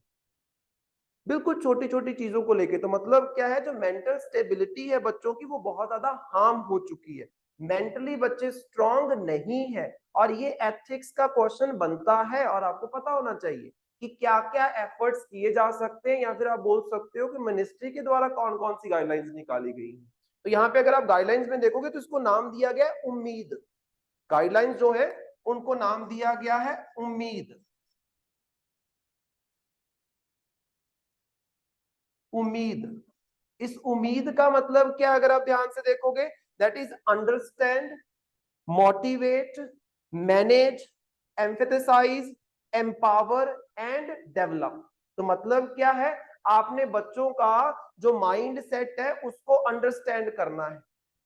देन नंबर 2 पे आपने बच्चों को मोटिवेट करना है। नंबर 3 पे आपने बच्चों को मैनेज करना है। नंबर 4 पे आपने एम्फेसाइज करना है। एम्फेसाइज करना है कि बच्चे क्या कर रहे हैं, सही कर रहे हैं या गलत कर रहे हैं, और जो उनकी मेंटल स्टेट है उसके साथ रिलेट करने की कोशिश करनी है, समझने की कोशिश करनी है कि अगर बच्चा वो चीज कर रहा है तो उसके पीछे कारण क्या है। और एट द एंड आपने एम्पावर करना है बच्चे को एंड डेवलप करना है। डेवलप अगेन, जब जब डेवलपमेंट की बात होगी तो क्वालिटी की बात आएगी, क्वालिटी ऑफ लाइफ की बात आएगी।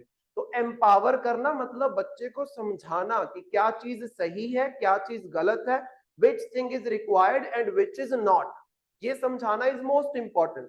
तो ये सारी गाइडलाइंस इन्हीं चीजों के बारे में है जो आपको पता होनी चाहिए। तो इसमें अगर आप देखो कि एम्स क्या है आपके पास, क्या क्या एम्स, क्या क्या ऑब्जेक्टिव्स आपके पास रखे गए हैं। The guidelines aims to help school enhance sensitivity, understanding and support for students, emphasizing the importance of every child's well-being। तो यहाँ पे इन्होंने जो थीम दी है that is every child matters. Every child matters, तो मतलब आपने बहुत ही अच्छे तरीके से, सेंसिटिव तरीके से बच्चों को मैनेज करना है।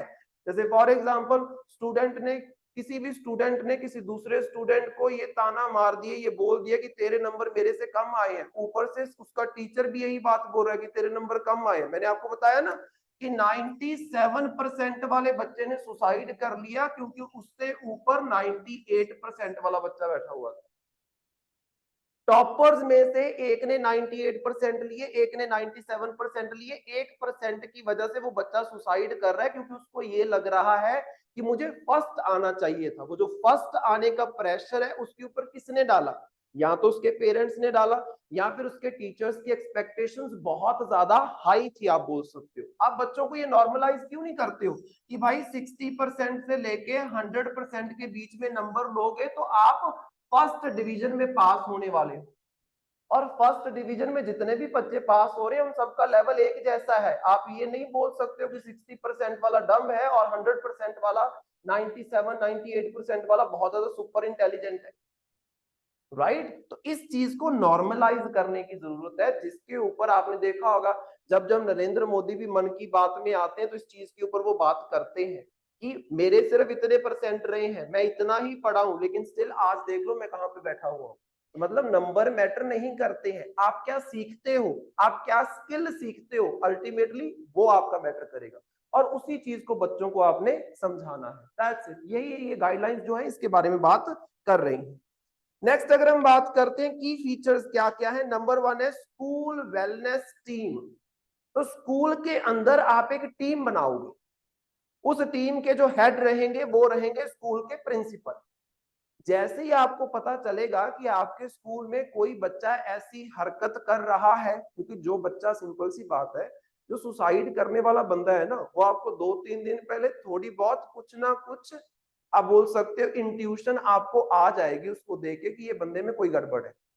या तो वो बंदा बोलेगा मैं लाइफ से बहुत दुखी हो चुका हूँ, मैं बहुत दुखी रहता हूँ, ऐसे बहुत सारे शब्द जो है वो यूज किए जाते हैं। वो यूज ना भी करना चाहे, ऑटोमेटिकली अपने दोस्तों के साथ, अपने टीचर्स के साथ कहीं ना कहीं बात आती है, या फिर उनके बिहेवियर से आप जान सकते हो, राइट। अब स्टूडेंट हर दिन आपके पास आ रहा है तो टीचर जान सकता है ना, और अगर आपको किसी के ऊपर भी शक है तो उस बच्चे की काउंसलिंग करना इज मोस्ट इंपॉर्टेंट। हर एक स्कूल में स्कूल वेलनेस टीम बनाई जाएगी। नंबर 2, टीचर्स एंड फैमिलीज की ओरिएंटेशन की जाएगी। तो मतलब एट लीस्ट ज्यादा नहीं, चलो साल में एक बार ही कर दो ओरिएंटेशन, साल में एक बार मीटिंग बुला के टीचर्स एंड उनके बच्चों के पेरेंट्स को समझाओ कि आजकल क्या सिनेरियो चल रहा है, आजकल के बच्चे किस तरीके से सोचते हैं, आजकल के बच्चे कैसे सुसाइड अटेम्प्ट कर रहे हैं, और इस चीज के साथ आप कैसे डील कर सकते हो। राइट अगर आपको पता चल रहा है कि आपका बच्चा नॉर्मल एक्टिविटीज में इन्वॉल्व नहीं हो रहा है, तो मतलब वो किसी ना किसी डिप्रेशन में जा रहा है। और आजकल डिप्रेशन की कोई एज नहीं है कि पहले होता था कि 40 साल के 30 साल के बंदों को डिप्रेशन हो रहा है, आजकल 10-10 साल के बच्चों को डिप्रेशन हो रहा है, एंजाइटी हो रही है। राइट देन उसके बाद है responding to the warning signs. अब वार्निंग साइंस मैंने जैसे आपको बताया कि बच्चा कुछ ना कुछ आपको वार्निंग जरूर देगा, जो भी पर्सन है, बच्चा हो पर्सन हो, वो आपको वार्निंग देगा ही देगा। उस पे कैसे रिस्पॉन्ड करना है ये भी अपने आप में आप बोल सकते सिखाने वाली चीज है। क्योंकि मान लो आपके सामने कोई बंदा बोल रहा है कि मेरा मन कर रहा है कि मैं मर जाऊं, आपको आगे से उसको आश्वासन ही नहीं देना आ रहा कि मुझे समझ ही नहीं आ रहा मैं उसको क्या बोलूं। लेकिन जब आपने उस चीज को सीखा हुआ है, टीचर्स ने उस चीज को सीखा हुआ है, पेरेंट्स ने सीखा हुआ है, तो वो उस चीज को मैनेज कर पाएंगे कि कैसे रिस्पॉन्ड करें हम इस चीज को लेके। Then destigmatising the mental health issue, एक ये बहुत बड़ा स्टिग्मा है हमारे देश में। अगर कोई बंदा बोल दे ना कि मुझे डिप्रेशन है, तो लोग समझते हैं ये पागल हो चुका है, इसको अभी बस कुछ दिन में ये मेंटल हॉस्पिटल में जाने वाला है। अगर कोई बंदा बोल दे मुझे एंजाइटी हो रही है, तो लोग समझते हैं कि इसका दिमागी संतुलन हिल चुका है। हालांकि ये चीजें किसी परेशानी की वजह से आपके पास नहीं आएंगी। ऐसा नहीं कि अगर किसी बंदे की लाइफ में बहुत ज्यादा दिक्कतें आई हैं तो उसको एंजाइटी होगी।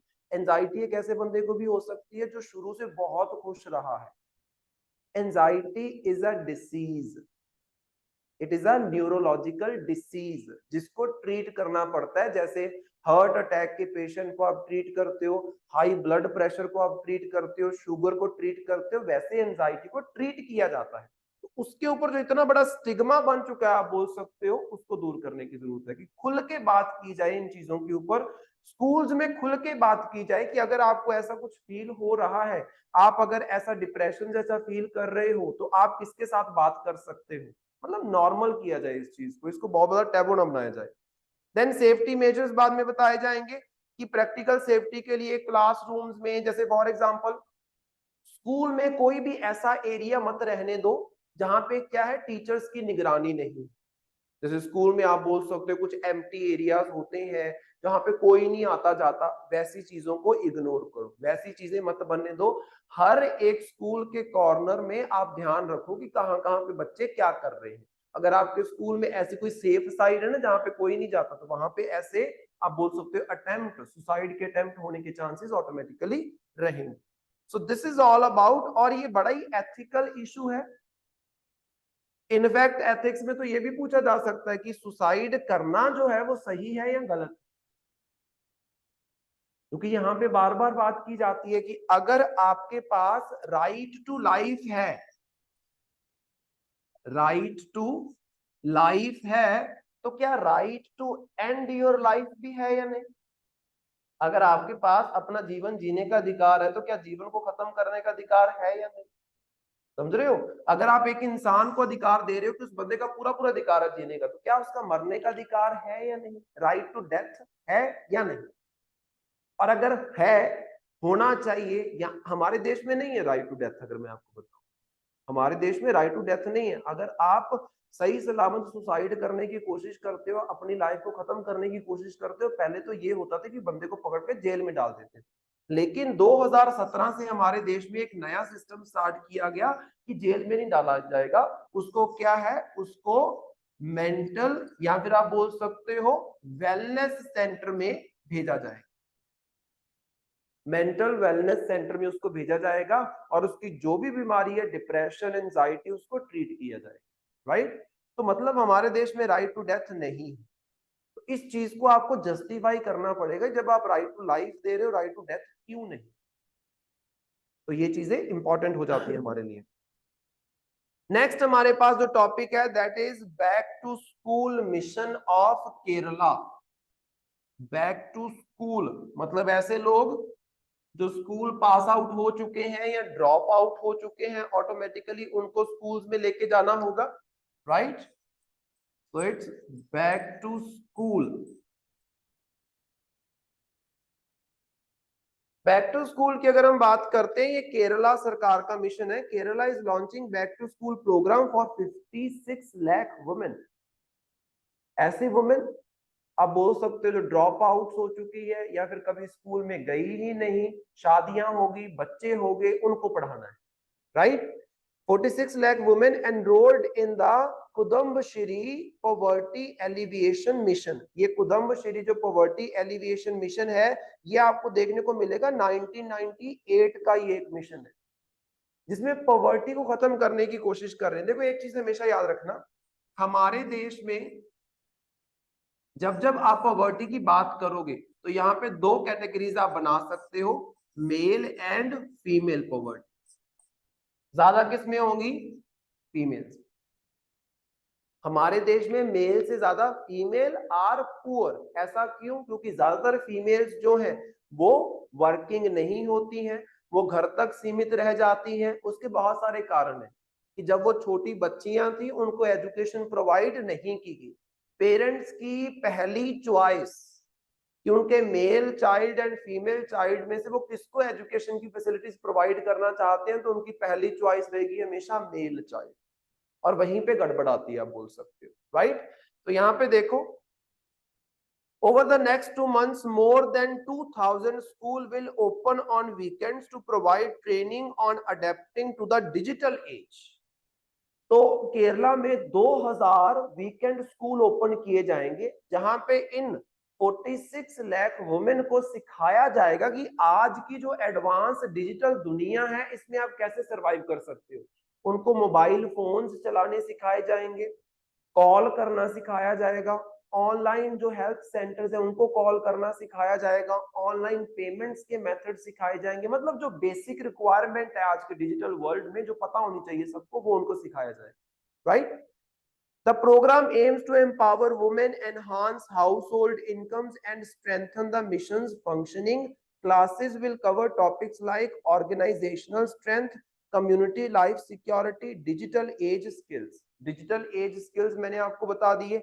ऑर्गेनाइजेशनल स्ट्रेंथ का मतलब क्या है कि अगर आप किसी जगह पे काम करते हो, मान लो आपने एक छोटा सा बिजनेस ओपन किया है, जो लेडी है वो बिल्कुल अनपढ़ है लेकिन उसको सिलाई कढ़ाई बुनाई ये सब आता है, उसने अपना बिजनेस ओपन किया है, तो उस बिजनेस को कितने अच्छे तरीके से वो मैनेज कर सकती है, वो स्किल्स आप उसको सिखा सकते हो, राइट। उसने बिजनेस चला लिया लेकिन वो अच्छे से चले तो ऑटोमेटिकली क्या है, उसकी जो पॉवर्टी है वो दूर हो जाएगी। नीचे आपके पास ये जो कुदम्बश्री मिशन है इसके बारे में मैंने आपको दी हुई है information. Kudumbashree mission is all about women's self help group. Self help group हमारा टॉपिक है और इसके बारे में मैंने पहले भी डिस्कस किया हुआ है। सेल्फ हेल्प ग्रुप्स क्या होते हैं? जो लोकल लेवल पे जो हमारे सिटीजन्स हैं आपस में मिलके ग्रुप बना लिए। जैसे फॉर एग्जांपल मैं हमेशा एग्जांपल देता हूं कि आपके पास 50 बंदे हैं, हर एक बंदे के पास क्या है, 1000 रुपया है। अगर ये 50 बंदे इकट्ठे हो जाएंगे तो कितने पैसे हो जाएंगे? 50,000 रुपए। 50 बंदों ने एक ग्रुप बनाया जिनके पास टोटल कितना अमाउंट है, 50,000 रुपए। जिस भी पर्सन को चाहिए होगा वो एक पर्सन इस पैसे को ले लेगा, बाद में ब्याज के साथ वापस रख देगा, दूसरा पर्सन इसको यूटिलाइज कर देगा, ब्याज के साथ वापस रख लेगा। तो इससे क्या होगा, आपको बैंक में जाने की जरूरत नहीं पड़ी, आपको सरकार की हेल्प के ऊपर डिपेंडेंट होने की जरूरत नहीं पड़ी, आपने अपनी मदद खुद ही कर ली। ऐसे ही सेल्फ हेल्प ग्रुप्स को क्रिएट करने के लिए 1998 में ये जो कुदम्बश्री योजना है इसको स्टार्ट किया गया। इस चीज को याद रखो। So it is mainly for empower the women from economically disadvantaged background by providing them the opportunities for entrepreneurship and skill development and social support। अब सिंपल सी चीज है, अगर आपने ऐसे सेल्फ हेल्प ग्रुप बना दिए हैं तो सरकार इन सेल्फ हेल्प ग्रुप के साथ कनेक्ट करेगी और सरकार एक सेल्फ हेल्प ग्रुप के साथ बहुत सारी हंड्रेड्स ऑफ वुमेन के साथ एक साथ कनेक्ट कर सकती है। और इससे क्या होगा, सरकार कोई भी अगर इनको स्किल प्रोवाइड करना चाहती है, कोई एजुकेशन प्रोवाइड करना चाहती है, तो इस सेल्फ हेल्प ग्रुप की मदद से, इस ऑर्गेनाइजेशन की मदद से वो प्रोवाइड कर सकती है। सिंपल चीज है। नेक्स्ट अचीवमेंट्स क्या है हमारे पास, कुदम्बश्री जो योजना है उसकी क्या क्या अचीवमेंट्स रही है। Number 1, economic empowerment. वुमेन को जब आपने कुछ कढ़ाई बुनाई कोई स्किल सिखा दिया सेल्फ हेल्प ग्रुप की मदद से, तो ऑटोमेटिकली है वो इकोनॉमिकली क्या हो जाएगी, स्ट्रांग हो जाएगी, एम्पावर हो जाएगी। फूड सिक्योरिटी आपको देखने को मिली। For example, it has established Janakeeya hotels across the state offering affordable meals. Currently it operates 125 restaurants providing meals for just 20 rupees. तो इस कुदम्बश्री योजना के तहत 125 ऐसे रेस्टोरेंट पूरी केरला स्टेट में ओपन किए गए हैं जो एक टाइम का खाना 20 रुपए में आपको दे देता है। तो मतलब 20 रुपए कोई ज्यादा नहीं है, आज के महंगाई के जमाने में 20 रुपए में आपको पूरा पेट भर खाना मिल जाएगा। तो ऐसे इनिशिएटिव्स हमें देखने को मिले, और इन होटल्स को क्या बोलते हैं, जानकिया होटल्स, राइट, इसको आपने याद रखना है। Then disaster relief and rehabilitation, donated rupees 7 crore to the chief minister disaster relief fund during the devastating floods in Kerala, providing counseling to 8,000 families affected by the floods। तो इस कुदम्बश्री योजना के तहत जो सेल्फ हेल्प ग्रुप बनाए हैं, इन groups ने पैसा इकट्ठा करके अप्रोक्सीमेटली 7 करोड़ रुपया जो है वो चीफ मिनिस्टर जो डिजास्टर रिलीफ फंड होता है उसमें डोनेट किया, जिसकी मदद से क्या है, अगर कोई भी डिजास्टर केरला में आता है तो वो जो चीफ मिनिस्टर है वो अपनी मर्जी से वो पैसा खर्च कर सकते हैं। जैसे हमारे यहाँ पे कोविड आया था तो प्राइम मिनिस्टर का डिजास्टर रिलीफ फंड बनाया गया था, जिसके ऊपर बहुत बड़ा मुद्दा खड़ा हुआ था कि उस पैसा कहाँ गया, वो किस तरीके से यूटिलाइज किया है, उसके कोई रिकॉर्ड इन्होंने सरकार ने मेंशन नहीं किए हैं, है ना। देन इसके बाद है कोविड के दौरान अगर हम बात करें, इन्हीं सेल्फ हेल्प ग्रुप्स के द्वारा बहुत सारे मास्क एंड सैनिटाइजर्स बनाए गए। आपने देखी होगी ये चीज, है ना, कि कपड़े के मास्क एंड वगैरह ये सब बन रहे हैं। देन वुमेन एम्पावरमेंट तो ऑटोमेटिकली हुई है। इसके बाद consultancy work and poverty reduction. अब सिंपल सी चीज है, कुदम्बश्री का सक्सेस क्या है, एक तो पॉवर्टी को आप खत्म कर चुके हो क्योंकि सेल्फ हेल्प ग्रुप की मदद से आपने बहुत सारी वुमेन को इकोनॉमिकली एम्पावर कर दिया। दूसरी चीज, ये सेल्फ हेल्प ग्रुप एक फीडबैक की तरह भी काम करेंगे। आप इनसे फीडबैक ले सकते हो कि समाज में अभी क्या क्या दिक्कतें चल रही है, तो सरकार अकॉर्डिंगली क्या है पॉलिसीज बना के उन दिक्कतों को सॉल्व कर सकती है। सिंपल है। देन इसके बाद देखो नीचे हमारे पास आ गया हैबिटेट राइट्स। ये बड़ा इंपॉर्टेंट है और इस वाले टॉपिक के ऊपर प्रीलिम्स में क्वेश्चन प्रीवियस ईयर्स में पूछा गया है, शायद 2019 या 2020 में। आप क्वेश्चन पेपर चेक कर सकते हो। तो यहाँ पे हैबिटेट राइट्स की बात कर रहे हैं। हैबिटेट क्या होता है, रहन सहन, रहन सहन ही है जहां पे आप रहते हो वो, और हैबिटेट मतलब जहां पे आप रहते हो, आपके आसपास का एनवायरनमेंट क्या है, वो सब आपका हैबिटेट है, राइट। यहाँ पे बात की जा रही है, नो कोई नहीं है। यहाँ पे बात की जा रही है बैगा की। बैगा क्या है, एक ट्राइबल कम्युनिटी, जिसको ये क्या बोल रहे हैं, particularly vulnerable tribal group, particularly vulnerable tribal group, PVTG. This is important, जिसकी मैं बात कर रहा हूं, जिसके ऊपर क्वेश्चन पूछा गया था, पीवीटीजी के ऊपर क्वेश्चन आया था कि पर्टिकुलरली वल्नरेबल ट्राइबल ग्रुप क्या होते हैं। ये जो बैगा कम्युनिटी है इसको रिसेंटली हैबिटेट राइट्स दिए गए हैं। अभी बात करते हैं कि हैबिटेट राइट्स क्या होते हैं। और ये जो बैगा कम्युनिटी है जो कि छत्तीसगढ़ की है, ये आपकी ट्राइब किसमें आती है, पर्टिकुलरली वल्नरेबल ट्राइबल ग्रुप, मतलब ट्राइब में वो ट्राइब जो बहुत ज्यादा खतरे में, आप बोल सकते हो, जिनका कल्चर जिनका हैबिटेट बहुत ज्यादा खतरे में, राइट। तो इसमें देखो, out of the total 75 PVTGs in India, only 3 have received habitat rights, including एक तो आपके पास है भरिया। भरिया कम्युनिटी को भी हैबिटेट राइट्स दिए गए हैं, जो कहाँ की है, मध्य प्रदेश की। सबसे ज्यादा शेड्यूल्ड ट्राइब्स आपको मध्य प्रदेश में देखने को मिलेंगी। नंबर 2 है आपके पास कमार ट्राइब, एंड तीसरी होगी बैगा ट्राइब। कमार एंड बैगा दोनों की दोनों कहाँ की है, छत्तीसगढ़ की। और ये जो भरिया है ये कहाँ की है, मध्य प्रदेश, राइट। तो ये 3 कम्युनिटीज है। Number 1 number 2, number 3। प्रेजेंटली सिर्फ ये 3 कम्युनिटीज हैं जिनके पास हैबिटेट राइट्स है। क्वेश्चन पूछा जाता है, क्वेश्चन में कुछ भी लिखा जा सकता है, majority of the PVTGs got the habitat rights. नहीं ना, इसमें टोटल कितनी है, पीवीटीजी में कितनी आती है आपकी ट्राइब? 75। 75 में से सिर्फ 3 को ही हैबिटेट राइट्स दिए गए हैं, तो ये स्टेटमेंट क्या गलत हो जाएगी? ऑटोमेटिकली गलत हो जाएगी ना, कि मेजॉरिटी ऑफ द पीवीटीजीज को तो नहीं मिला है ना आपके पास हैबिटेट राइट, सिर्फ 3 को मिला है। और उन 3 का नाम भी याद रखो, बैगा, भरिया एंड कमार। इन फ्यूचर कोई और आती है तो उसको भी हम इसमें ऐड ऑन कर लेंगे, फिलहाल के लिए 3 ही। अब हैबिटेट राइट्स है क्या वो देखो। Habitat rights are guaranteed under the Forest Rights Act and provide communities with rights over their customary territories and cultural practices, livelihood means, biodiversity knowledge, protection of their natural and cultural heritage। ये simple चीज है। हम बात करते हैं ना कि Andaman and Nicobar में कुछ ऐसी ट्राइब्स रहती हैं कि वहां पे अगर आप जाओगे तो वो लोगों को मार देती हैं, तो वहां पे सरकार ने जाने से रोक दिया है, मना कर दिया सरकार ने कि उन एरियाज में नहीं जाना है। वो ट्राइब्स ऐसा क्यों करती है? क्योंकि उनको ये लगता है कि हमारा जो कल्चर है, हमारे जो रहने सहने के ढंग है, हमारा जो नेचुरल इन्वायरमेंट है, उसको ये बाहर से आए हुए लोग खराब कर रहे हैं।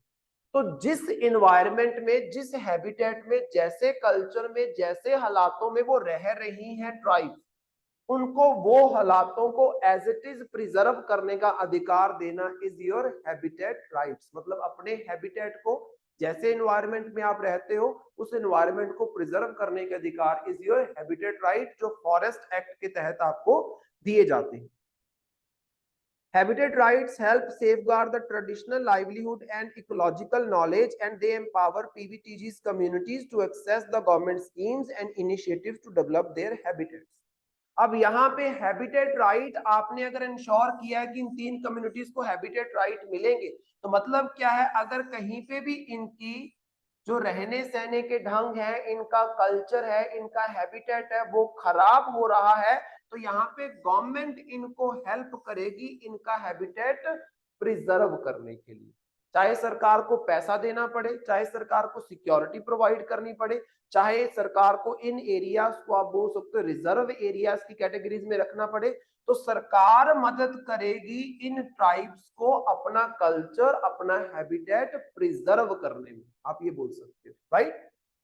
देन अब आपके पास बात आ जाती है कि पर्टिकुलरली वल्नरेबल ट्राइबल ग्रुप्स क्या होते हैं। तो पर्टिकुलरली वल्नरेबल ट्राइबल ग्रुप्स मतलब they have declining or stagnant population, low level of literacy, pre-agricultural level of technology, and economically backward. They generally inhabited remote localities having poor infrastructure and administrative support. तो मतलब tribes में जो tribes बहुत पिछड़ी हुई हैं, tribes में जो ट्राइब्स बहुत पिछड़ी हुई हैं, उन ट्राइब्स को हम क्या बोल देते हैं? Particularly vulnerable tribal groups. आज के समाज के बारे में, मॉडर्न वर्ल्ड के बारे में इन ट्राइब्स के पास नॉलेज ही नहीं है।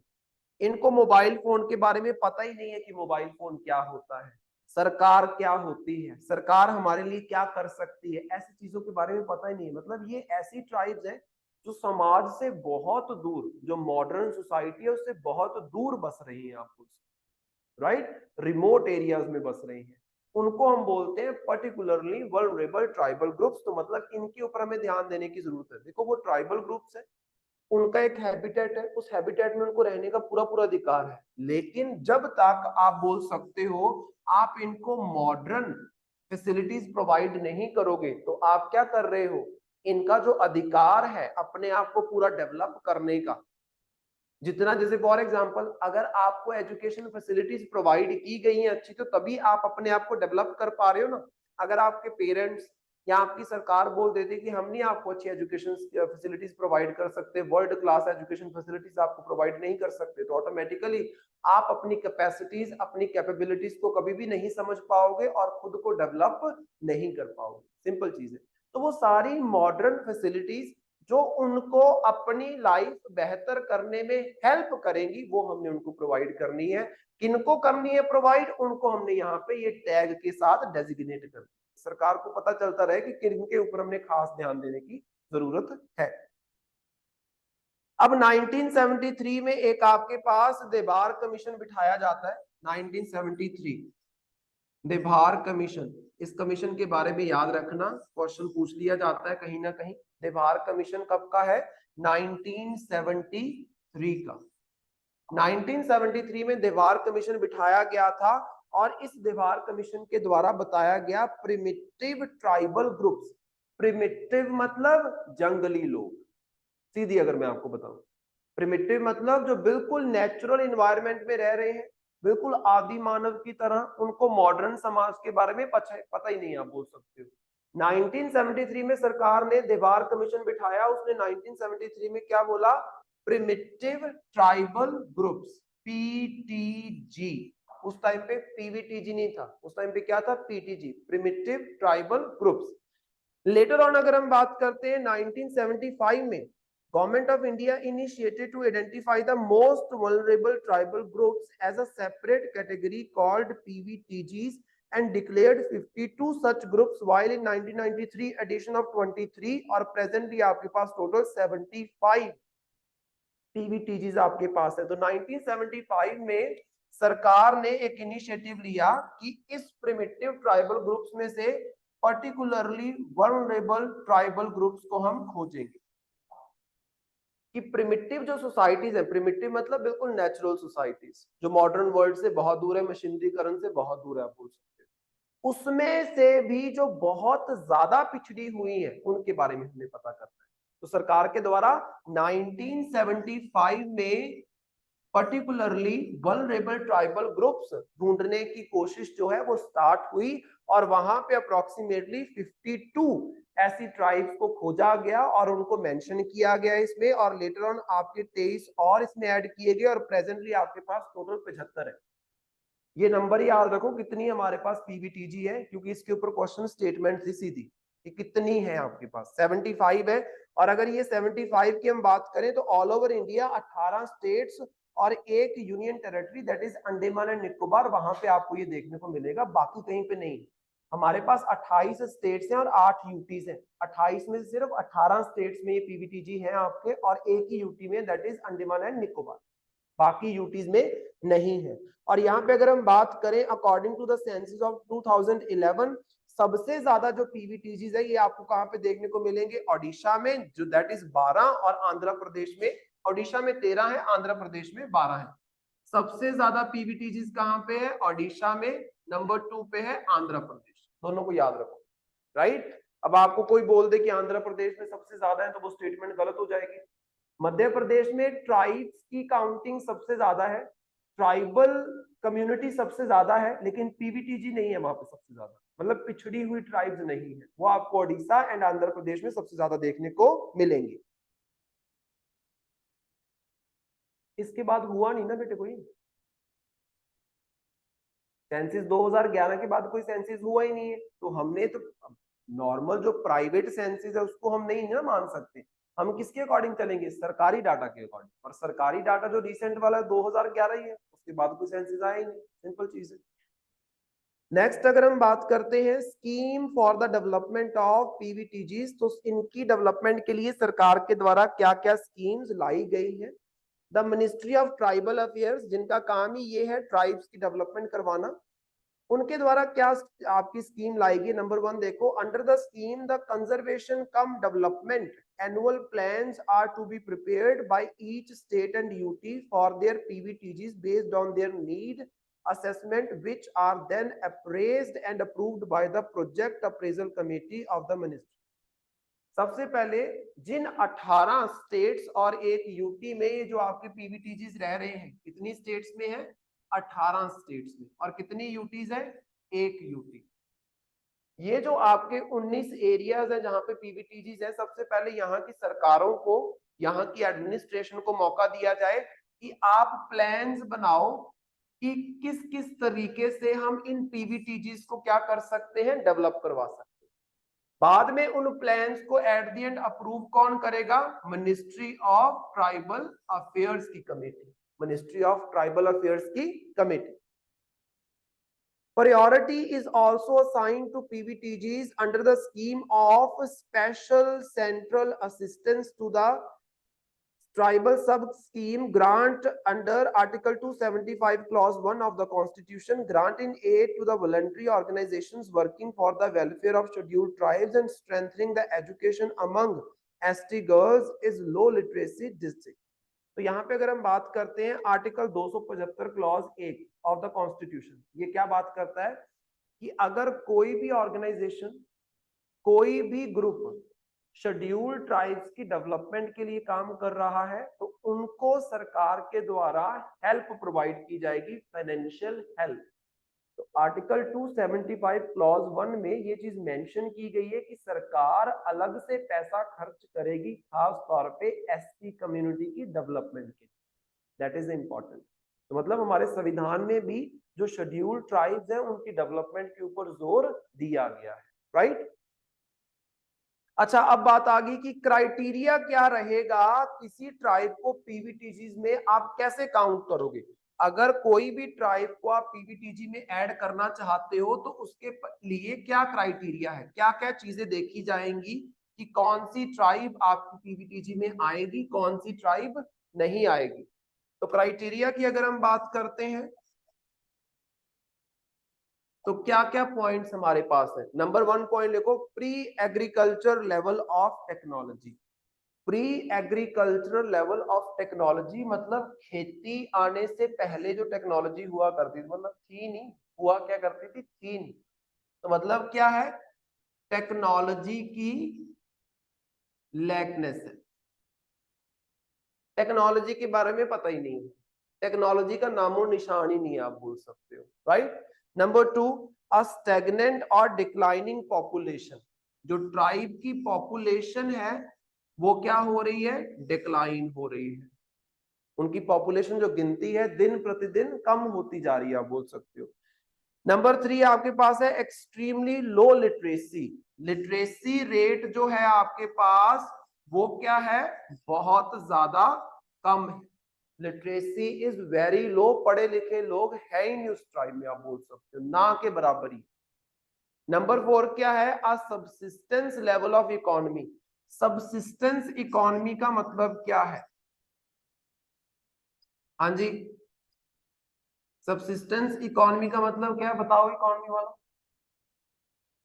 सबसिस्टेंस इकोनॉमी मतलब आप उतनी ही इकोनॉमिक एक्टिविटी करते हो जिससे आपका पेट भर जाए। तो पेट भरने के लिए इकोनॉमिक एक्टिविटी जब होती है उसको बोलते हैं सबसिस्टेंस इकोनॉमिक एक्टिविटी। जैसे फॉर एग्जांपल ये जो ट्राइबल ग्रुप्स है जंगलों में खेती करते हैं, कितनी खेती करते हैं, सिर्फ उतनी जितने से इनका पेट भर जाए। ये जंगलों में खेती इसलिए नहीं करते कि बाद में पेट भरने के बाद जो एक्स्ट्रा होगा उसको मार्केट में जाके बेचेंगे। ये सिर्फ उतनी ही इकोनॉमिक एक्टिविटीज करते हैं जिनसे क्या है, इनका हर दिन पेट भरता रहे, दैट्स इट। और इनको इकोनॉमिक एक्टिविटी के साथ कोई लेना देना नहीं है। तो ऑटोमेटिकली ये क्या होगी आपकी प्रिमिटिव सोसाइटीज। ये क्या होगी आपकी प्रिमिटिव सोसाइटीज, पिछड़ी हुई सोसाइटीज। तो ये 4 क्राइटेरियाज हैं। अगर कोई भी ट्राइबल ग्रुप इन चारों क्राइटेरियाज को फुलफिल करता है तो उसको आप क्या डेजिग्नेट कर सकते हो, पर्टिकुलरली वल्नरेबल ट्राइबल ग्रुप्स, जो प्रेजेंटली आपके पास कितने हैं, 75। सिंपल चीज है, राइट। ये याद रहेगा आपके पास। नेक्स्ट हमारे पास जो टॉपिक है that is about periodic labour force survey. जो पीरियोडिक लेबर फोर्स सर्वे है इसकी एनुअल रिपोर्ट आई है 2022-2023 की। नाम से पता चल रहा है लेबर फोर्स सर्वे है, तो लेबर फोर्स के बारे में हमें ये बताएगा, right.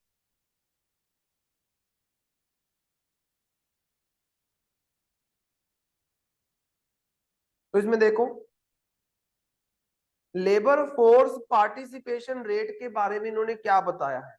Labour force participation rate, labour force participation rate, इसमें क्या दिखाया जाएगा, कितने लोग पार्टिसिपेट कर रहे हैं, कितनी फीमेल्स हैं, कितने मेल्स हैं, ये सब बताया जाएगा, राइट।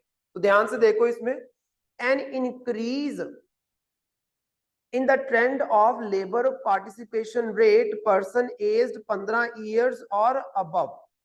तो यहाँ पे 15 साल, यहाँ पे जो डाटा है वो किसका लिया गया है, 15 साल एंड अबव वाली जो आपकी लेबर है, 15 साल से नीचे वाले नहीं, उसमें हमें इंक्रीज देखने को मिला है। मतलब जनता काम में इन्वॉल्व हो रही है, जो लेबर है वो पार्टिसिपेट कर रही है लेबर एक्टिविटीज में।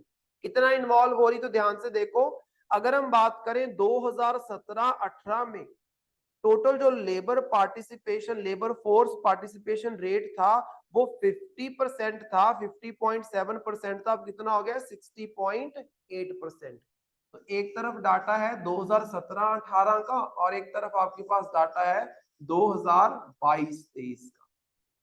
तो मतलब जो आपके पास लेबर पार्टिसिपेशन रेट है वो कितना हो गया, 50% के अराउंड से बढ़ के कितना हो गया, 60%। मतलब ज्यादा लोग काम कर रहे हैं। अब ज्यादा लोग काम कर रहे हैं तो इसका मतलब क्या हुआ, इसका मतलब तो ये हुआ ना कि ज्यादा लोगों को काम मिल रहा है। तो मतलब सरकार ने जनता को काम दिलवाने के लिए अच्छी खासी अपॉर्चुनिटीज प्रोवाइड की।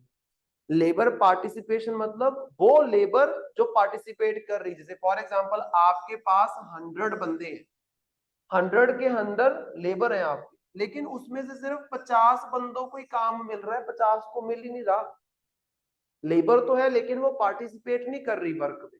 तो यहाँ पे पहले 50% था पार्टिसिपेशन, अब कितना हो गया, 60%। तो मतलब ज्यादा लोगों को काम मिल रहा है। देन उसके बाद अगर हम देखें अर्बन वाले में, ये तो हो गया रूरल का, this data is for rural areas. Urban areas की अगर हम बात करते हैं, अर्बन में क्या चीज है, अर्बन में पहले था 47%, अब कितना हो गया 50%। तो पहले 47% पार्टिसिपेशन रेट था, अब आपका बढ़ के कितना हो गया है, 50%।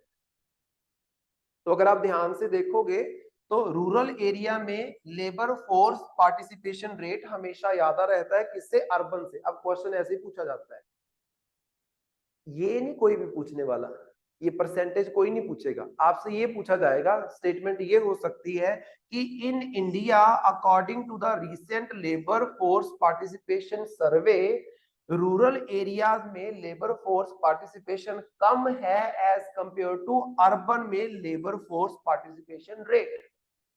कम है कि ये ज्यादा है, ज्यादा है। Labour force participation rate rural का ज्यादा है किससे, अर्बन से। 2017-18 में भी ज्यादा था और 2022-23 में भी ज्यादा है। उसके बाद बात आ गई मेल्स एंड फीमेल्स। मेल का अगर हम डाटा देखते हैं तो 75% से 78% हो गया है।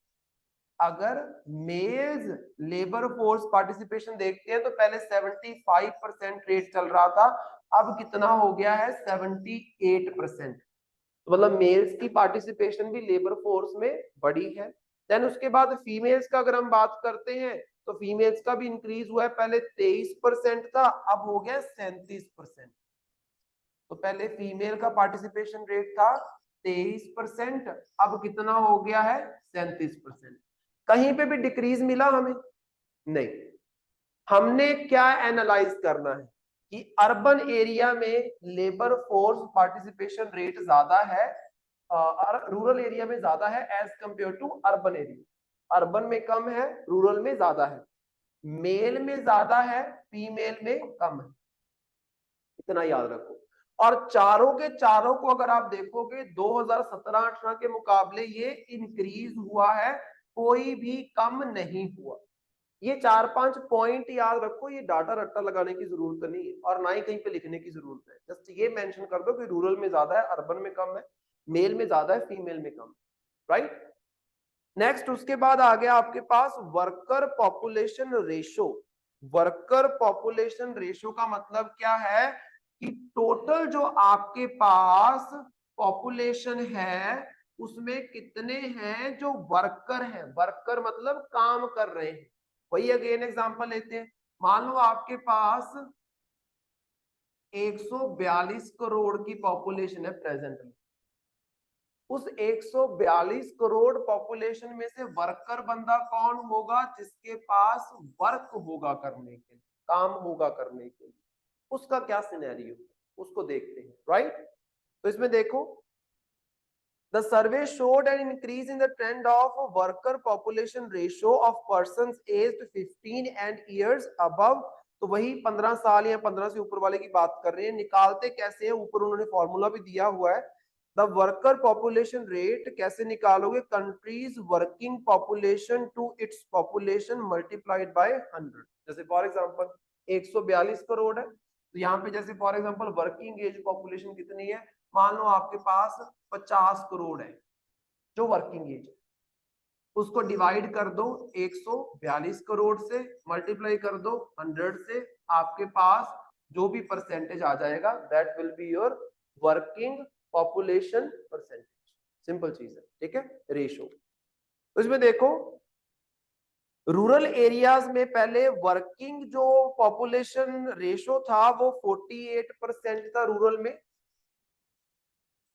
48% के अराउंड था, अब कितना हो गया है 54%। तो मतलब इंक्रीज हमें देखने को मिला है रूरल एरिया में। देन अर्बन एरिया में अगर हम बात करते हैं 43 से 47%, 43 था पहले, अब कितना हो गया है 47%, अगेन हमें इंक्रीज देखने को मिला। देन मेल्स की कैटेगरी में देखेंगे तो 71 से 76%, 71% से 76%, मतलब अगेन यहाँ पे इंक्रीज हमें देखने को मिला। लास्ट में है फीमेल, 22% से हो गया है 35%, 35 ही है ना, 22% से हो गया है 35%, ये भी इंक्रीज। अगेन वही बात है, लेबर पार्टिसिपेशन रेशो की अगर हम बात करते हैं, वर्कर पॉपुलेशन रेशो की अगर हम बात करते हैं, तो उसमें अगर आप ध्यान से देखो रूरल में वर्कर पॉपुलेशन रेशो ज्यादा है as compared to urban area. Female में आपका जो है वो कम है एज कंपेयर टू मेल। क्या, वर्किंग पॉपुलेशन रेशो कैसे निकालते हैं, वर्किंग एज का total count divided by total population into 100। कई बार इस चीज के ऊपर भी क्वेश्चन पूछ लिया जाता है, सिंपल चीज है, परसेंटेज कैसे निकालते हैं, क्योंकि ऐसी चीजों के ऊपर क्वेश्चन आया हुआ है। इसके ऊपर सेक्स रेशो के ऊपर, इस सेक्स रेशो कैसे निकाली जाती है, सेम चीज होती है। सेक्स रेशो में क्या होता है, क्या 1000 मेल के पीछे फीमेल देखते हैं, या 10,000 मेल के पीछे फीमेल, या 1,00,000 मेल के पीछे फीमेल, 1000 के पीछे। इतना आपको पता होना चाहिए कि 1000 के पीछे कितनी फीमेल्स हैं, वैसे काउंट करते हैं हम उसको, ठीक है। देन तीसरा जो इसमें डाटा है दैट इज मोस्ट इंपॉर्टेंट और मोस्ट डिबेटेबल, आप बोल सकते हो, that is unemployment rate. Unemployment का डाटा कि देश में अनएम्प्लॉयमेंट कैसी है, और इसके ऊपर क्वेश्चन पूछा भी जाता है। तो अगर आप ध्यान से देखोगे तो ये क्या बोल रहे हैं कि अनएम्प्लॉयमेंट ट्रेंड जो है वो डिक्रीज हुआ है। 2017-18 में जैसी अनएम्प्लॉयमेंट थी आपके पास, जितनी अनएम्प्लॉयमेंट थी उतनी आपको 2022-23 में देखने को नहीं मिलेगी। तो अनएम्प्लॉयमेंट रेट मतलब कितने बंदे अनएम्प्लॉयड। अनएम्प्लॉयड का मतलब क्या होता है, जिनके पास जॉब नहीं है वो अनएम्प्लॉयड होते हैं। जैसे मान लो आपके पास जॉब नहीं है, अभी आप अनएम्प्लॉयड हो।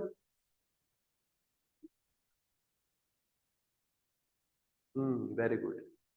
ऐसा पर्सन जो काम करने के लिए विलिंग है, जो भी वेजेस चल रहे हैं, जो भी तनख्वाह चल रही है उसके ऊपर काम करने के लिए तैयार है, लेकिन उसको काम नहीं मिल रहा। एक बंदा होता है कि काम करना नहीं चाहता, तो वो अनएम्प्लॉयमेंट में नहीं आएगा। एक पर्सन है जो काम करना चाहता है, जो भी प्राइस चल रहा है काम का उसी प्राइस के ऊपर काम करने के लिए तैयार है, कोई हायर डिमांड नहीं है, लेकिन स्टिल उसको काम नहीं मिल रहा, that person will be called as unemployed person, right. तो यहाँ पे क्या हुआ है, अनएम्प्लॉयमेंट का जो आपका डाटा है वो बोल रहे हैं कि वो डिक्रीज हुआ है, मतलब ज्यादा लोगों को आपकी एम्प्लॉयमेंट मिल गई है, तो ऑटोमेटिकली अनएम्प्लॉयमेंट क्या हो जाएगी, कम हो जाएगी। तो यहाँ पे देखो पहले वो बोल रहे हैं कि रूरल एरिया में जो अनएम्प्लॉयमेंट रेट था वो था 5.3%, अब कितना हो गया है 2.4%। तो मतलब अप्रोक्सीमेटली अगर आप ध्यान से देखोगे तो आधा कम हो गया, आधा नीचे चला गया। देन उसके बाद देखो अर्बन एरियाज में अनएम्प्लॉयमेंट रेट था 7.7, 7.7 से कितना हो गया है 5.4%। देन उसके बाद मेल्स में अनएम्प्लॉयमेंट रेट था पहले 6.1%, अब कितना हो गया है 3.3%। देन फीमेल्स में पहले अनएम्प्लॉयमेंट रेट था 5.6% और अब कितना हो गया 2.9%। तो अब मुझे बताओ कि अनएम्प्लॉयमेंट रेट कहां पे ज्यादा है, अर्बन एरियाज में या रूरल एरियाज में, और कहां पे ज्यादा कम हुआ है ये बताओ। क्वेश्चन ऐसे होता है, क्वेश्चन घुमा के पूछा जाता है। अर्बन एरियाज में अनएम्प्लॉयमेंट रेट ज्यादा कम हुआ है या रूरल एरिया में ज्यादा कम हुआ है। अर्बन में कितना कम हुआ 7.7 से 5.4%, यहाँ पे कितना है 5.3 से 2.4%। तो मतलब ज्यादा अनएम्प्लॉयमेंट रेट कहाँ पे कम हुआ है अर्बन एरिया में। कहाँ पे कम हुआ है अर्बन एरिया में। 7.7 में से 5.4% निकालो कितना बनता है 2.3%। श्योर।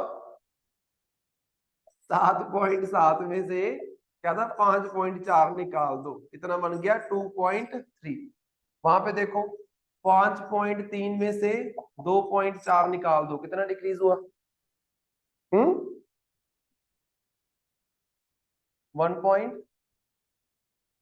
1.9 कैसे आएगा। यहाँ पे एक इधर लेके जाएगा तो 4 बचेगा, 2 ना बचेगा इधर 2.1। तो कहां पे ज्यादा कम हुआ है इधर 2.3% से कम हो गया, वहां पे 2.1% से कम हुआ है। मतलब यहाँ पे अनएम्प्लॉयमेंट रेट ज्यादा कम हुआ है, मतलब ये बेटर है एज कंपेयर टू। वैसे अनएम्प्लॉयमेंट कितना है उसमें अगर हम देखें तो अर्बन एरियाज में ज्यादा है और रूरल एरियाज में कम है। ठीक है। नेक्स्ट फीमेल एंड मेल्स का भी सेम सिनेरियो है आपके पास। मेल्स का जो है वो 6.1 से कितना हो गया 3.3%।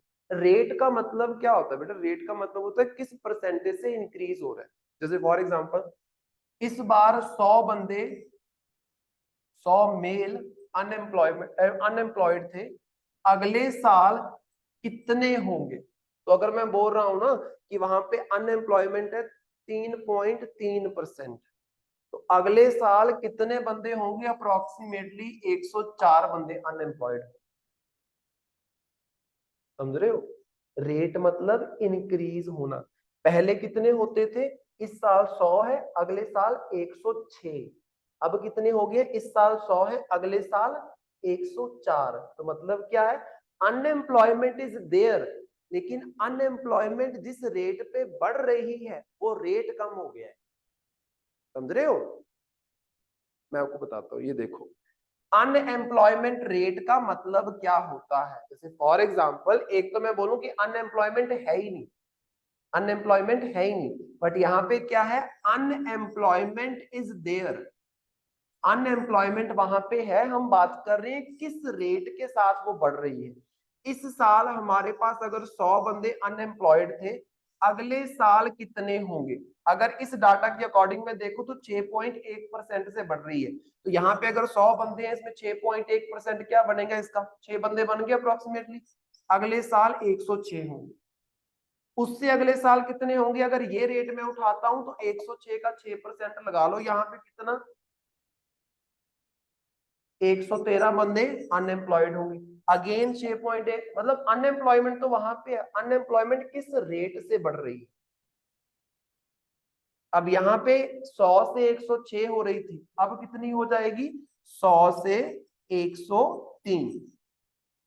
तो मतलब अनएम्प्लॉयमेंट बढ़ने का जो रेट है वो कम हो गया आपका, अनएम्प्लॉयमेंट नहीं खत्म हुई, रेट कम हुआ है। वो जिस लेवल पे बढ़ रही थी, जैसे मान लो पहले ये था अब ये हो गया है, ये चीज है। ठीक है, तो फीमेल्स में भी जिस लेवल पे अनएम्प्लॉयमेंट बढ़ रही थी वो कम हो गया, मेल्स में भी कम हो गया, अर्बन एरिया में भी कम हो गया, रूरल एरिया में भी कम हो। राइट, सो रेट जहां जहां पे आएगा उसका मतलब होता है किस स्केल पे वो बढ़ रही है चीज। जैसे फॉर एग्जांपल आप तो पढ़ते हो जीडीपी वगैरह पढ़ा होगा आपने इकोनॉमी में, जीडीपी में हम बोलते हैं, जीडीपी जो बोल देते हैं कि जी हमारी जीडीपी 7% है, जीडीपी थोड़ी ना 7% होती है,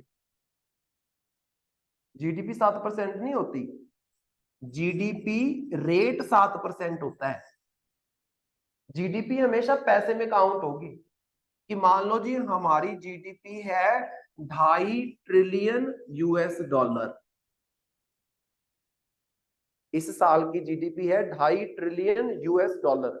जीडीपी रेट का मतलब क्या है, इस साल इतनी है, अगले साल इससे 7% ज्यादा है,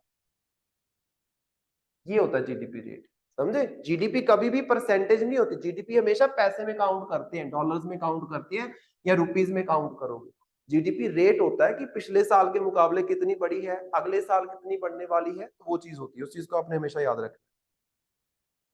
उसके बाद हमारे पास जो मुद्दा आ गया है that is about Israel. Israel के बारे में हमारे पास मुद्दा है, इजराइल की जो प्रेजेंट वॉर्स चल रही हैं उसके बारे में ये पूरा आर्टिकल आपके पास दिया गया है। अब इजराइल में कुछ चीजें हैं, बेसिक चीजें मैं आपको समझा देता हूं, ठीक है, जो हमारे लिए इंपॉर्टेंट। इजराइल की अगर हम बात करते हैं तो इस तरीके से इजराइल आपको देखने को मिलेगा, एक इस तरीके की कंट्री, जिसके ऊपर की तरफ एक कंट्री है जिसका नाम है लेबनान, नीचे की तरफ आपके पास एक कंट्री है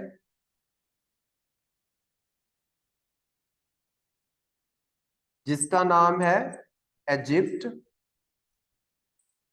इस तरफ आपके पास एक कंट्री है जिसका नाम है जॉर्डन। यहां पे आपके पास इजराइल एंड जॉर्डन के बीच में एक वाटर बॉडी है जिसका नाम है डेड सी, ठीक है। एक ऊपर आपको वाटर बॉडी देखने को मिलेगी, यहां पे लगती है इसके साथ सीरिया, ये सारी कंट्रीज लगती हैं। इजराइल के साथ किस किस का बॉर्डर लगता है, लेबनान, सीरिया, जॉर्डन, इजिप्ट, और कोई नहीं है, ठीक है, यही है आपके पास।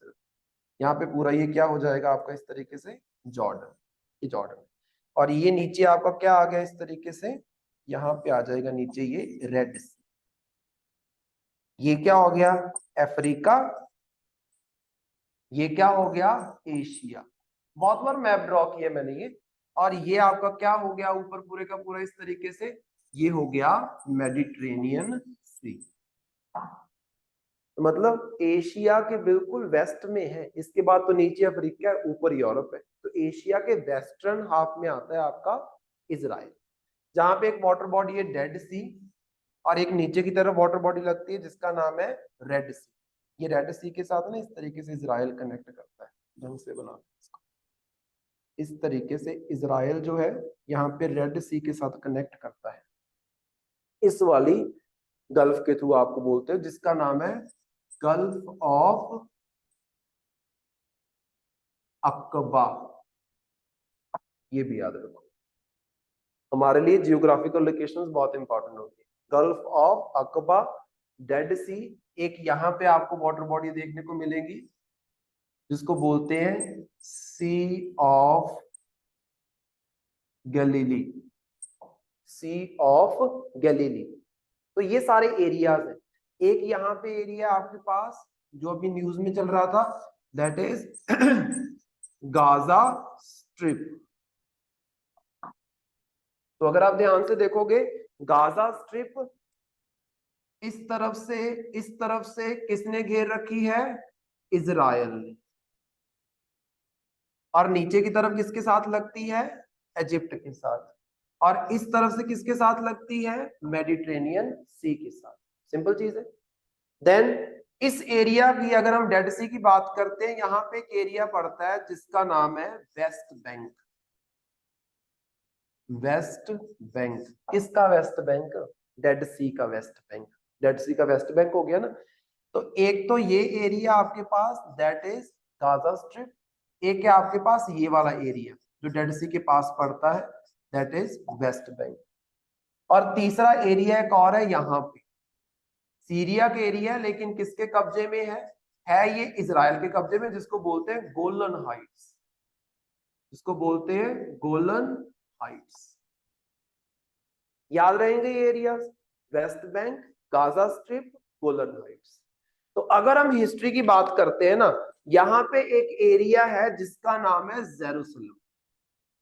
यहाँ पे एक एरिया है जिसका नाम है जेरूसलम। जेरूसलम एक ऐसा प्लेस है जो 3 धर्मों के साथ रिलेटेड है। एक तो जूडिज्म के साथ रिलेटेड है, जूइश लोग नहीं होते जो, दूसरा है क्रिश्चियनिटी, तीसरा है इस्लाम धर्म। ये 3 धर्म है आपके पास जिनके बीच में इस एरिया में एंशियंट टाइम पे, मिडिवल टाइम पे, मॉडर्न टाइम पे कॉन्फ्लिक्ट रहा।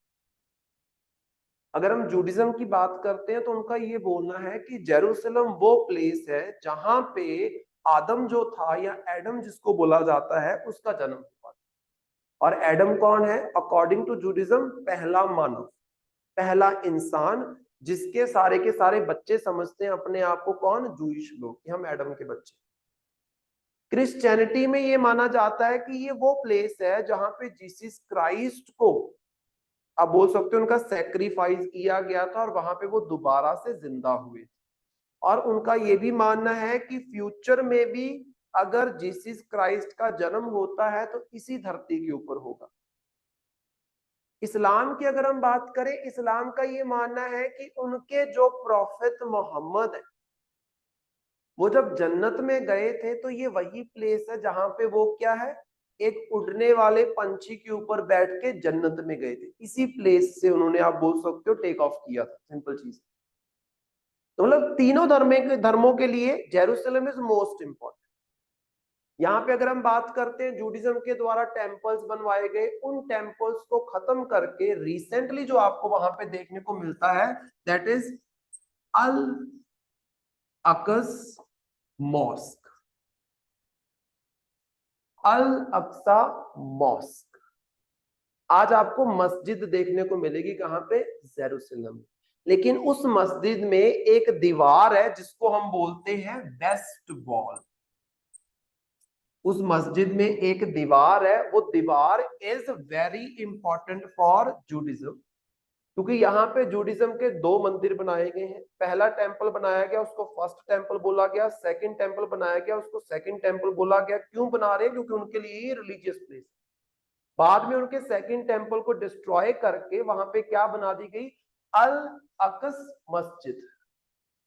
लेकिन उस टेंपल की एक दीवार बच गई हमारे पास। उस टेंपल की दीवार को मैं बोल रहा हूं वेस्ट वॉल। तो उनका टेंपल तो नहीं बचा, लेकिन उनके टेंपल का एक अवशेष बच गया। इसके अलावा और भी छोटे छोटे अवशेष है, कोई बिल्डिंग नहीं है इसकी, जूडिज्म वालों की।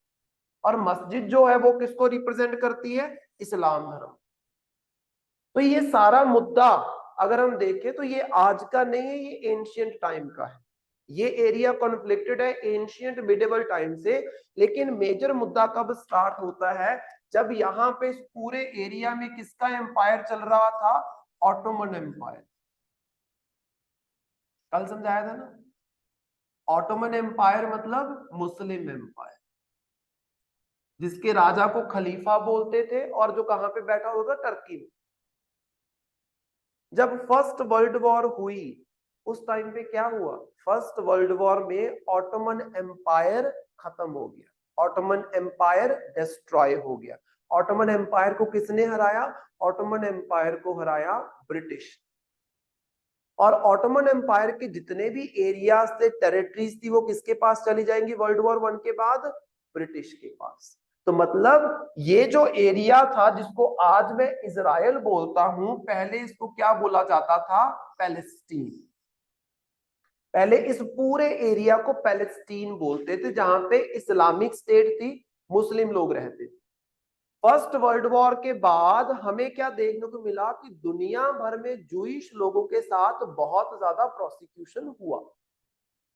वर्ल्ड वॉर 2 के दौरान तो बहुत बड़े लेवल पे हुआ, world war 1 and world war 2 के बीच में भी हुआ, वर्ल्ड वॉर 2 के दौरान तो बहुत ज्यादा हुआ, उससे पहले भी हो रहा। तो जब जूइश लोगों के साथ दुनिया भर में जो जूइश लोग बैठे हो रहे थे, उनके साथ जब ये रेसिज्म और ये सब चलने लगा, धर्म के बेसिस के ऊपर, नस्ल के बेसिस के ऊपर, वो लोग दुनिया भर से उठ के कहां पे आने लगे? जगह जगह से उठ के वो अपनी होली लैंड जेरूसलम के आसपास आके बस गए, क्योंकि उनको ये लगा कि दुनिया तो हमें एक्सेप्ट नहीं कर रही है, हमें वहीं पे जाना चाहिए जहां से हमारा ये धर्म स्टार्ट हुआ था, and that place is Jerusalem. Israel यहाँ पे आके बैठा। इतने जूइश लोग, वर्ल्ड वॉर 2 के बाद जब 1948 आता है ना, उस टाइम पे तो यूनाइटेड नेशन ने बोल दिया था कि यहाँ पे जूइश के लिए अलग से एक कंट्री बनाई जाएगी।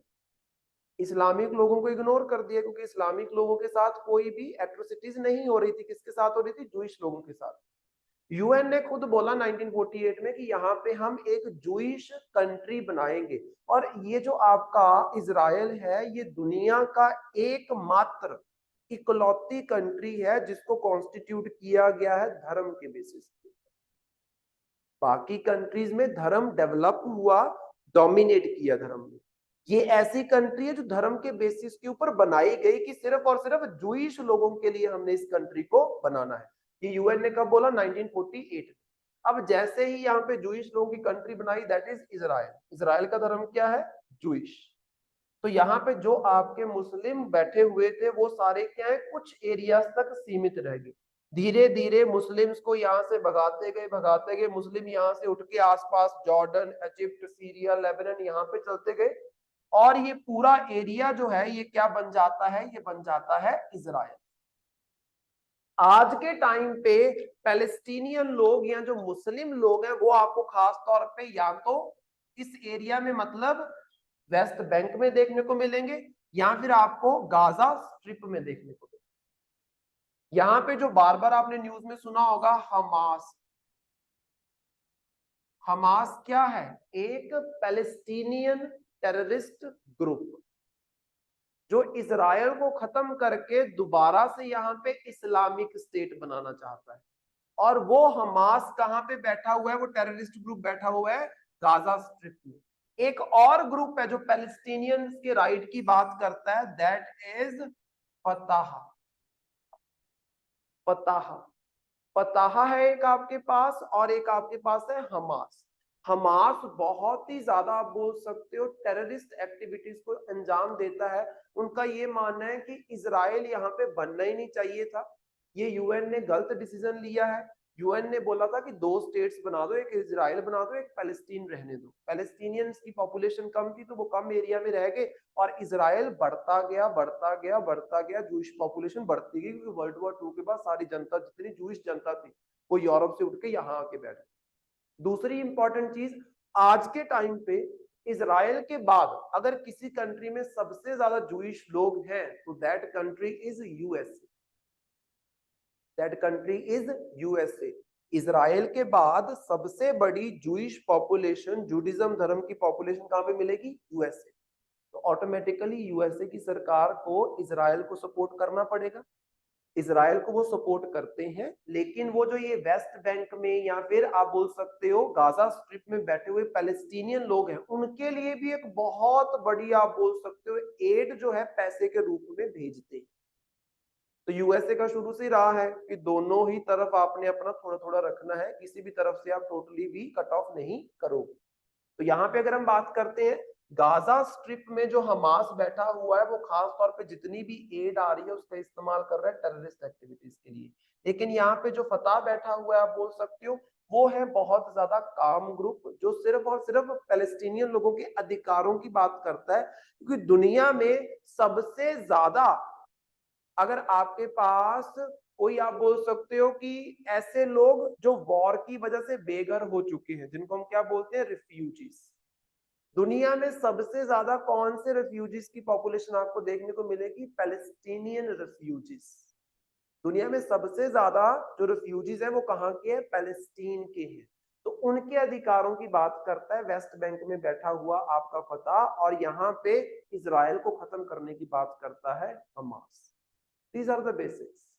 बाकी सब इनकी, ये पहली बार नहीं हुआ है, ये पहली बार थोड़ी ना अटैक हुआ है कि हमास ने अटैक किया वो इजराइल के ऊपर, इजराइल ने वापस अटैक किया हम, ये पहली बार नहीं हुआ। ये पिछली पूरी सेंचुरी में आपको 5 से 6 बार तो हमास के साथ ही, हमास की अगर हम बात करते हैं तो ये 1987 में बना है, तो बहुत पुराना नहीं है, 1987 में बना है। तब से लेके अभी तक 5 से 6 बार ये क्या है, वॉर में इन्वॉल्व हो चुके हैं, एक दूसरे के ऊपर अटैक्स जो है वो कर चुके हैं। हमारे लिए इनकी वॉर्स इंपॉर्टेंट नहीं, आपके पास आर्टिकल दिया हुआ है इनकी वॉर्स के ऊपर, उन वॉर्स के ऊपर आपसे कोई क्वेश्चन नहीं पूछने वाला। आपसे क्वेश्चन अगर पूछा जा सकता है तो वो ये जियोग्राफी इंपॉर्टेंट है, this Middle East is important, यहाँ पे डेड सी है, यहाँ पे गाजा स्ट्रिप है, वेस्ट बैंक है, गल्फ ऑफ अकबा है, रेड सी है, इजिप्ट का Sinai peninsula, this is called as Sinai peninsula. Peninsula क्या होता है, एक ऐसा लैंडमास जो क्या है, पानी से घिरा हो, एक तरफ से लैंड के साथ कनेक्टेड हो, बाकी 3 तरफ से पानी से घिरा हो, इस तरफ भी पानी, इस तरफ भी पानी, इस तरफ भी पानी। This is gulf of Suez, gulf of Suez, यहीं पे है वो स्वीज कैनाल, इधर गल्फ ऑफ स्वीज के साथ ही कनेक्ट करती है स्वीज कैनाल, जो आर्टिफिशियल कैनाल जो बनाई गई मैनमेड कैनाल है। This is gulf of Suez, this is gulf of Aqaba, इन दोनों के बीच में ये जो लैंड बॉडी है, this is called as Sinai peninsula. ये भी न्यूज में चल रहा था, क्योंकि जब यहाँ पे इजराइल बना ना, तो जॉर्डन, सीरिया, इजिप्ट, इन्होंने अटैक कर दिया था इजराइल के ऊपर। इजराइल ने क्या किया, सीरिया के गोलन हाइट्स को कब्जे में कर लिया, जॉर्डन की वेस्ट बैंक को कब्जे में कर लिया, एंड इजिप्ट की ये जो सिनाई पेनिनसुला है इसको कब्जे में कर लिया था। बाद में इजराइल ने ये सिनाई पेनिनसुला इजिप्ट को वापस कर दिया, और बदले में इजिप्ट ने रिकॉग्नाइज किया इजराइल को एज अ कंट्री। जो आपका इस्लामिक वर्ल्ड है ना पूरे का पूरा, उस इस्लामिक वर्ल्ड में अगर कोई इस्लामिक कंट्री जिसने इजराइल को एज अ कंट्री डेजिग्नेट किया है, वो सबसे पहली कंट्री कौन सी है, इजिप्ट।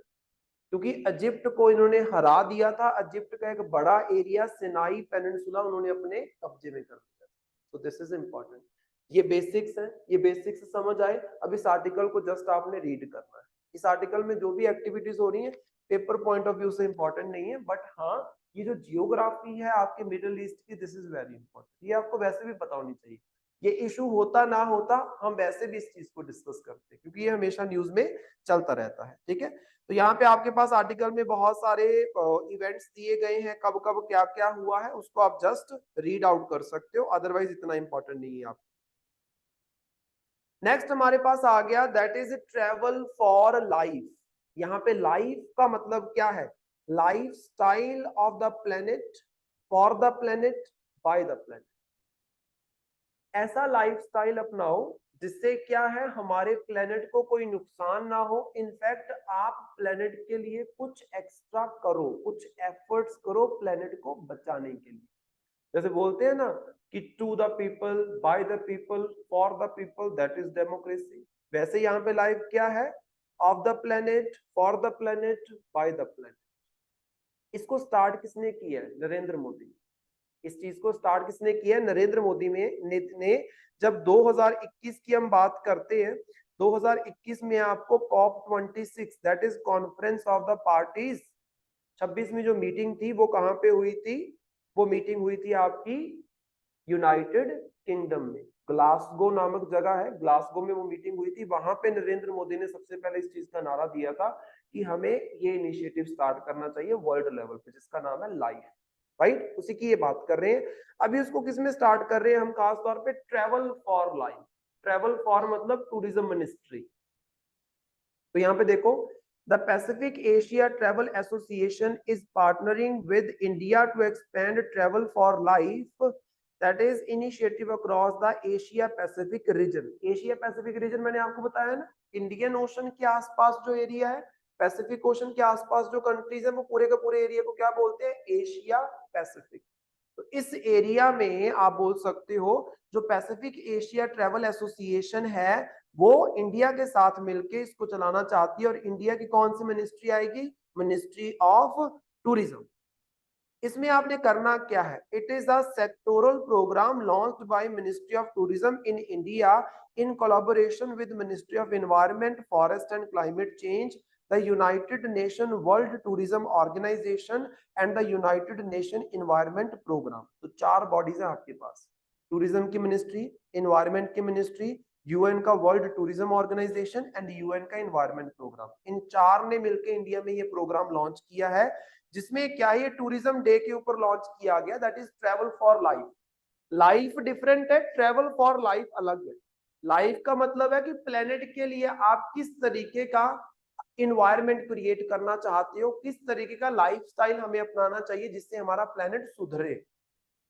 और ट्रैवल फॉर लाइफ ये मिशन है किसका, टूरिज्म मिनिस्ट्री का, जिसको लॉन्च किया गया वर्ल्ड टूरिज्म डे 27 सितंबर के ऊपर, राइट। तभी ये तब से न्यूज में चल रहा है। इसमें आपके पास 8 थीम्स है, 8 थीम्स है, क्या क्या, save energy, number 2 save water, number 3 say no to single use plastics, होती ना प्लास्टिक, एक बार यूज किया फेंक दिया, those are single use plastics, then reduce waste, then empower local business and communities, then respect local culture and heritage, consume local foods and conserve nature। तो मुझे एक बात बताओ, जब टूरिज्म की हम बात करते हैं, एनर्जी उसमें आती है कि नहीं आती है? बिल्कुल आती है। आप जितना भी ट्रेवल करते हो, जो भी आपके हवाई जहाज हैं, जो भी आपके शिप्स हैं, जो भी आपकी गाड़ियां हैं, कैब्स हैं, ये सब एनर्जी पे चलेंगी, फ्यूल पे चलेंगी। नंबर 2 सेव वाटर, वाटर को सेव करो, मतलब वेस्ट मत करो, वाटर का यूज करो, वेस्ट मत करो, जितनी जरूरत है उतना यूज करो। Then say no to the single use plastic. अब टूरिज्म में तो सबसे ज्यादा ये चीजें होती है, ये पैकेज्ड फूड ले लिया, वो पैकेज्ड फूड ले लिया, यहाँ से कुछ खरीदा उसका पैकेट फेंक, वो सब चीजें मत करो। देन उसके बाद रिड्यूस वेस्ट, वेस्ट को रिड्यूस करो।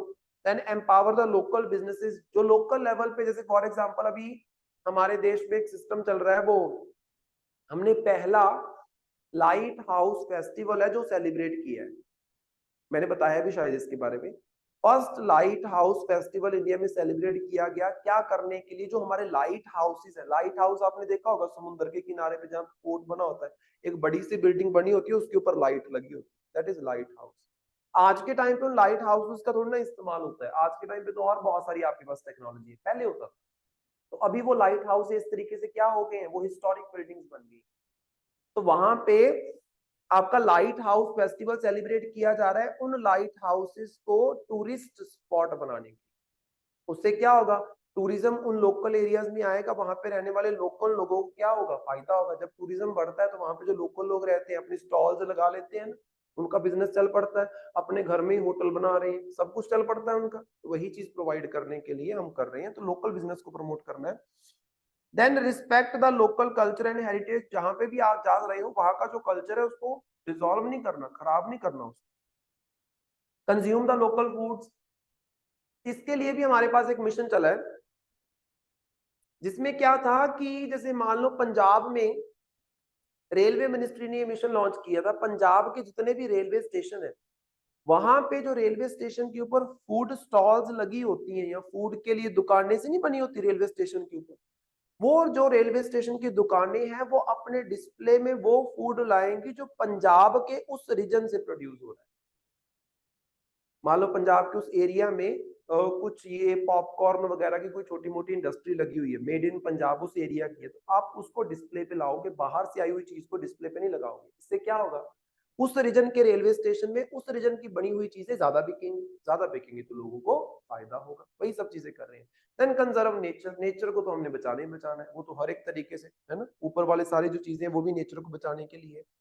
देन लाइफ मिशन के बारे में आपको इन्फॉर्मेशन दी गई है, जो मैंने आपको बताया कि ग्लासगो में ये समिट हुई थी, COP26 conference of the parties, 26वीं मीटिंग थी 2021 की, जो काफी न्यूज में रही है। इसको जस्ट आपने रीड आउट कर लेना है, राइट। ठीक है, फिर यहां तक करते हैं, बाकी नेक्स्ट लेक्चर में हम डिस्कस करेंगे। यहां तक समझ आया? इसमें कोई डाउट हो तो बताओ। डन? ठीक है, फिर डन फॉर द डे। बाकी तो आए नहीं।